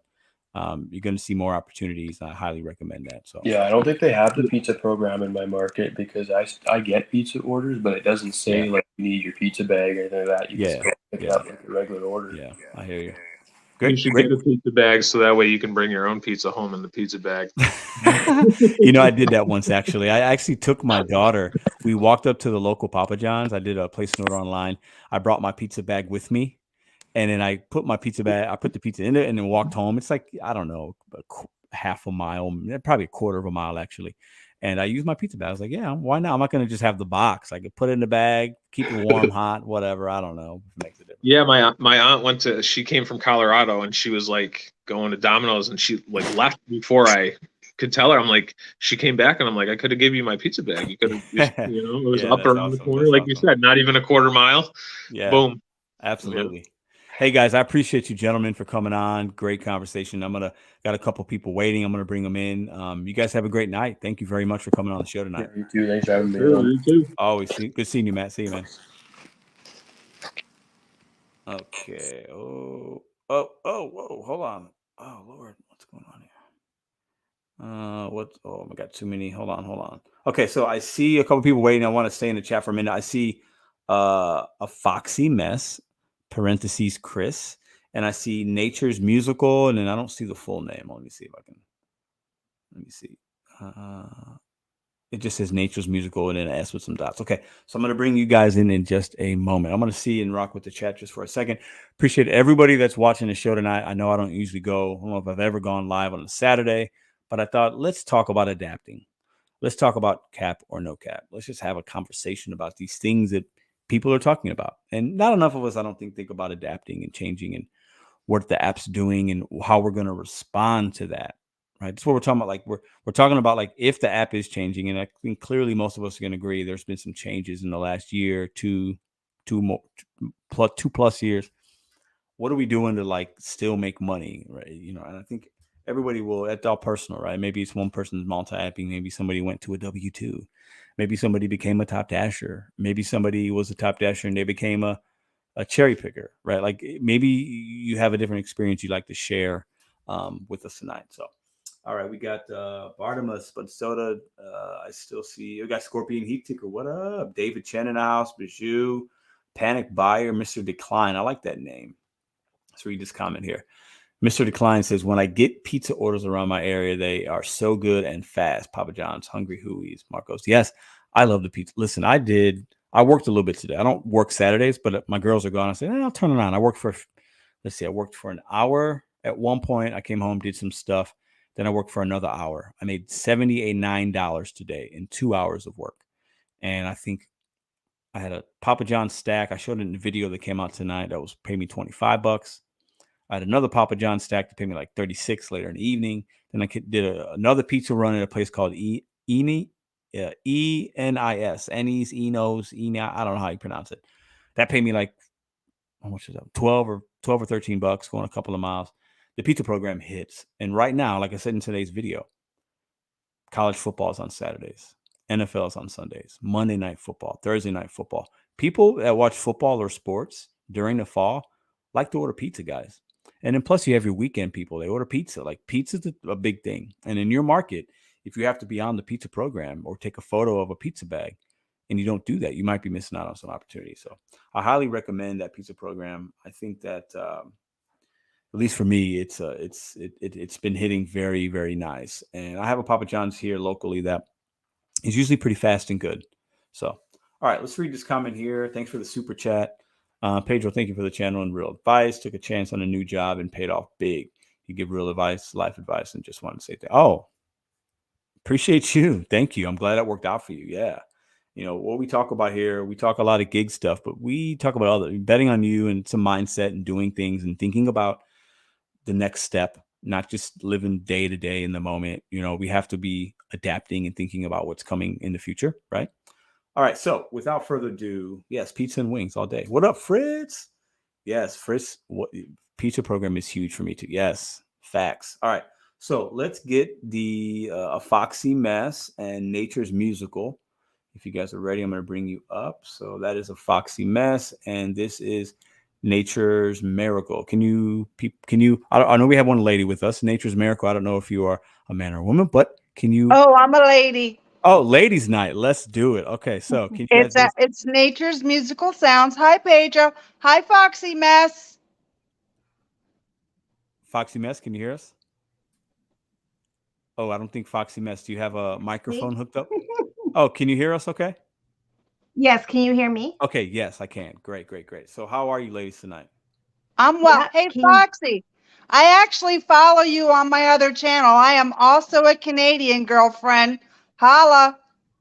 Oh, hold on. So we just had two. So this is shout out to Canada number 3 and shout out to Canada number 4. I came in to represent the Canadians. Love it. I didn't realize we had such the reach here. I love it. That's amazing. So what is on thank you. What is on your mind of Foxy Mess? I'll start with you. What do you like to say about what we got going on tonight?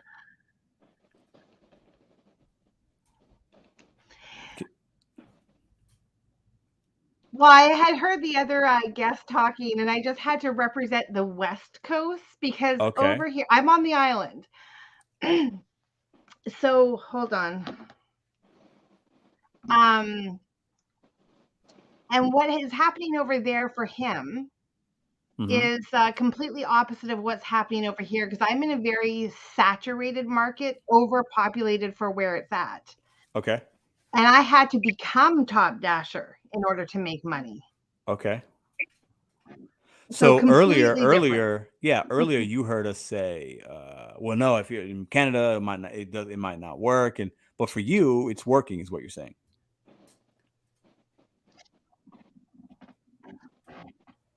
I think there's a little bit of a delay, but you heard me, right? Okay, great.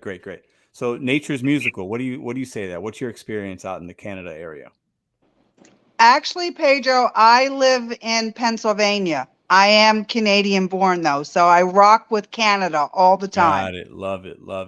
Okay. So what is your experience has been in Pennsylvania? Have you seen the app of DoorDash or Uber or whatever change? And if that is happening, have you been adapting? What have you been doing? What do you say to that? So DoorDash has always been my primary source of income in the gig economy. Okay. And I have noticed a tremendous slowdown in the month of September. To the point where I could schedule basically whenever I wanted up until about 2.5 weeks ago. So so you're saying that there's either a slowdown in your area or there's more drivers and it's just harder for you to get a dash now, right? Yes, there is definitely something going on where I can only schedule myself for maybe 2 to 3 hours a day. I'm fortunate that if I see Dash Now, I can hop on. But I don't have peace of mind of being able to just schedule myself for a good number of hours. Interesting. So you said DoorDash is your main source. Is that the only app that you have, or is that just the one that you make the most money off of? That's the one that has been the most reliable, but I am a true multi-apper. I have 7 apps. So I do DoorDash, Grubhub, Uber Eats, Point Pickup, Deliver That, Instacart. And I know that there's another that I almost never use. Yeah. So much that I can't even remember what the hell it's called. Yeah. That's a lot of apps. That's good. But DoorDash is kind of your bread and butter. That's the one that you can feel the most confident in, is what you said, right? Yeah, DoorDash is king in my area. Well, I'm hearing some feet. Hold on, I think maybe Foxy Mess has a YouTube up, or maybe is that you? I hear up. I think she dropped. I think she's trying to reconnect. So, Nature's Miracle, what would you say has been in your market of Pennsylvania? Like, if you could change it tomorrow, besides the Dash Now option, I think that's changed for you. But like, what are you gonna do to adapt to that? Is it just the multi-apping, or is there something that if you could change, what would it be? Can you give us a little insight on those? Oh yeah, I'm going for Top Dasher. Okay, so that's going to be how you're going to adapt. I don't feel like I have an option. Yeah. No, Foxy Mess, it's okay. I understand. She said she's has technical difficulties. Yeah. So then, if you do that, well, what's your AR right now? You got about a week left before the month hits. What's your acceptance rate currently with DoorDash? I believe I'm 52 right now, but I'm only 52 because I worked today and yesterday taking every offer. Because it's referred to as Hell Week. Yeah. If I were a Top Dasher, right, then I could just work whenever I want. But because it is so difficult to schedule any time, I had to start earlier because I'm not guaranteed the time. So, for example, today I was scheduled. They allowed me to schedule myself from 5 until 9 p.m. Well, I don't like to dash in the dark. I just can't see well at night. So yeah, come 7:15, it starts to get dark here.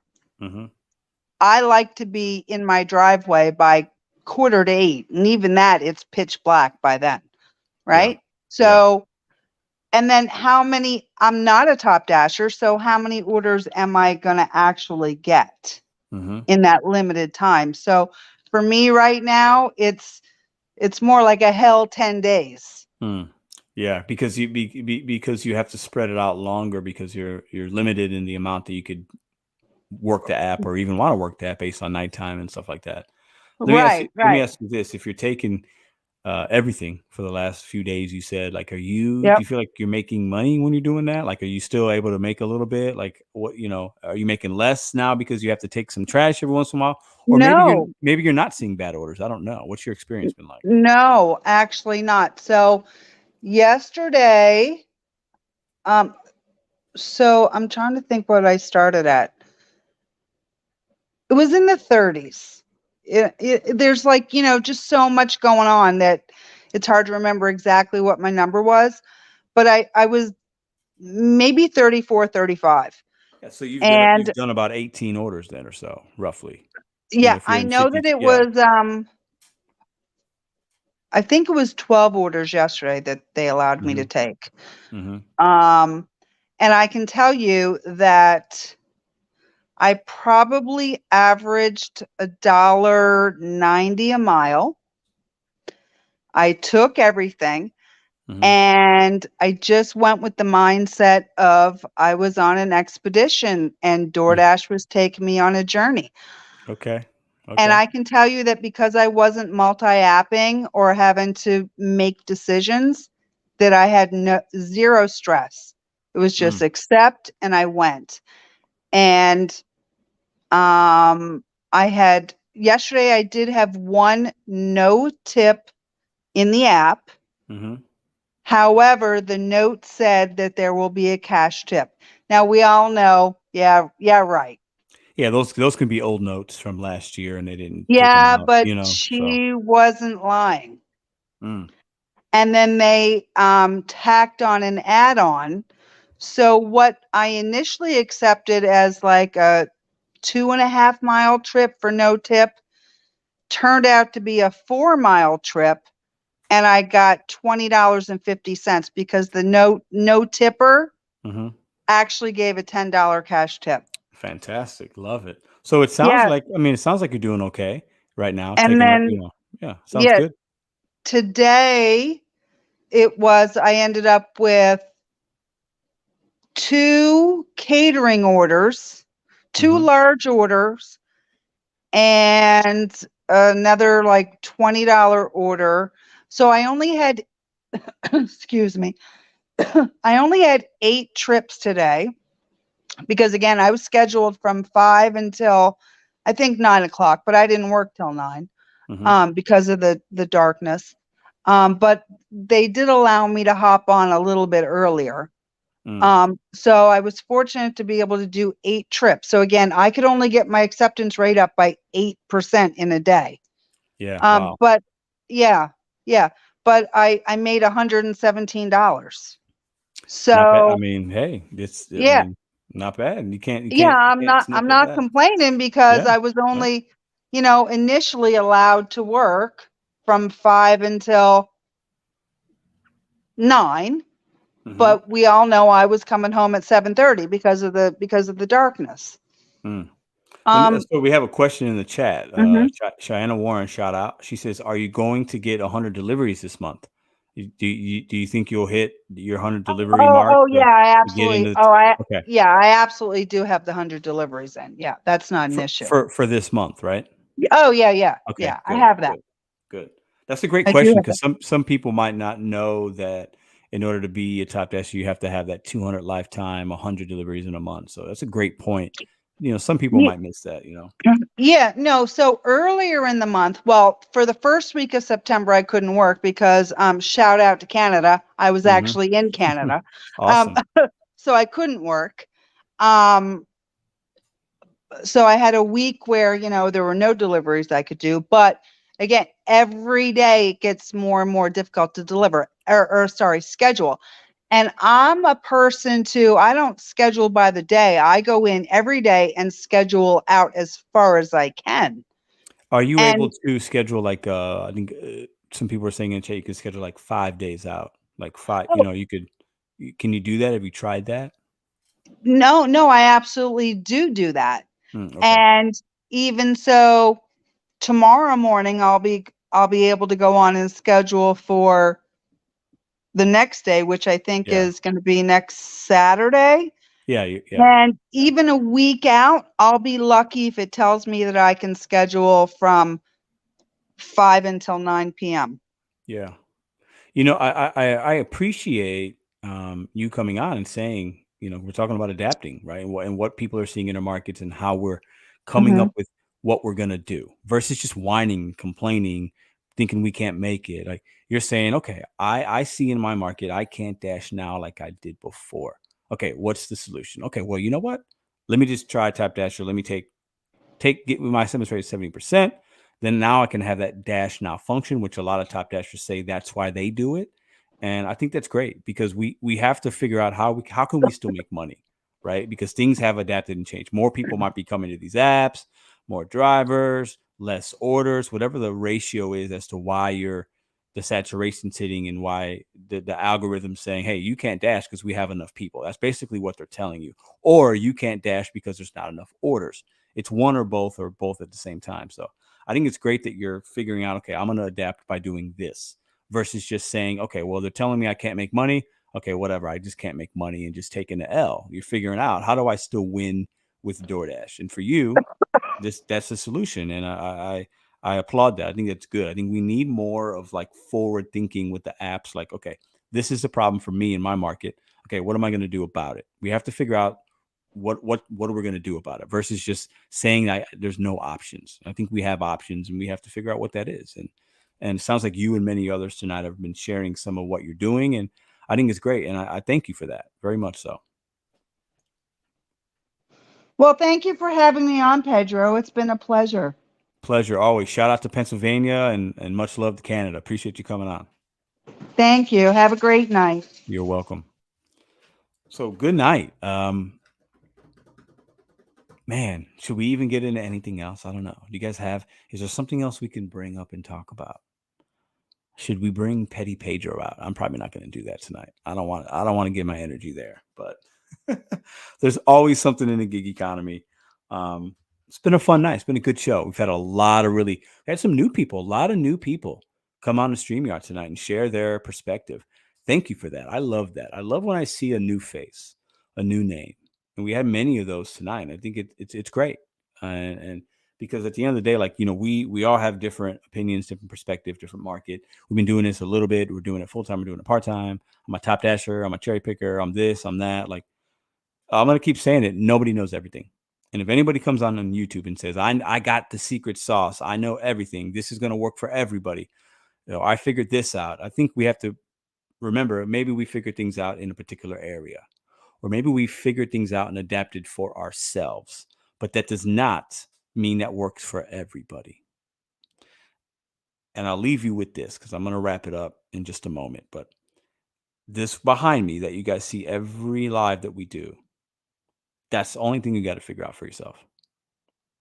Forget about what Pedro says. Forget about what this person says. This, that, blah, blah, blah, blah, blah. YouTube is entertainment, mostly. It's relatable content. It's listening to somebody that you could relate with. For me, that's what YouTube is. And you can learn from others' experiences. But this is the big thing here. Bet on you, set goals one day at a time. And in order to do that and have success and get to the goals and doing it one day at a time and feel like you're getting somewhere, you have to adapt in anything that you do in life. This isn't just gig work. It could be parenting. It could be your W-2 job. It could be your weight loss journey, your physical journey. It could be you're trying to get better at basketball. You're trying to run a mile a little bit better than you did last week. Whatever goal it is, you want to spend, it doesn't matter. You got a fantasy football team and you want to actually win this week. You need to adapt your strategy. You need to start this guy, bench this guy, make a trade. Life is about adapting. And especially when it comes to making money and being profitable, right? You have to adapt. Good business people adapt all the time. DoorDash is a business, a very big one. They have the most market share. They adapt. 99.99999% of, well, actually, I'll say 100%. 100% of the people that watch this channel will not have a business as big as DoorDash. But the business that you have and whatever you do, the gig economy, you got a side hustle, you got a vending machine, you do this, you do that, you need to adapt. Adapting. If you don't adapt in the gig economy, you're going to die and you're probably going to fail. It's a harsh reality, but these apps are going to continue to grind away at being more profitable for themselves. And literally the only way they can do that is there's two ways. They could charge the consumer more and they take more percentage, or charge the merchant more percentage, or they pay you less money. Adapt or die. Adapt or die. And yeah, I appreciate y'all. And once again, for all the people that say there's a cap and DoorDash is capping you and you can only make what DoorDash allows you to make at the end of the week, then I want to see all the videos that are tips and tricks on how to make money need to all be deleted. I'll delete mine, because if that's the case, it doesn't matter. Every driver can make the same amount of money. In your market in St. Louis, all the drivers are making the same money if there's a cap. That's the most ludicrous thing I've ever heard in my life. I'm out. I love y'all. Appreciate y'all. Hit the thumbs up on the way out. I think I'm going to play with my dogs and have a good night. Appreciate y'all. I will see you tomorrow. We'll have a bigger and better live tomorrow. I got some good ideas. Hope you guys come rock with me tomorrow. 10 Eastern, 9 Central. No Cat Team out.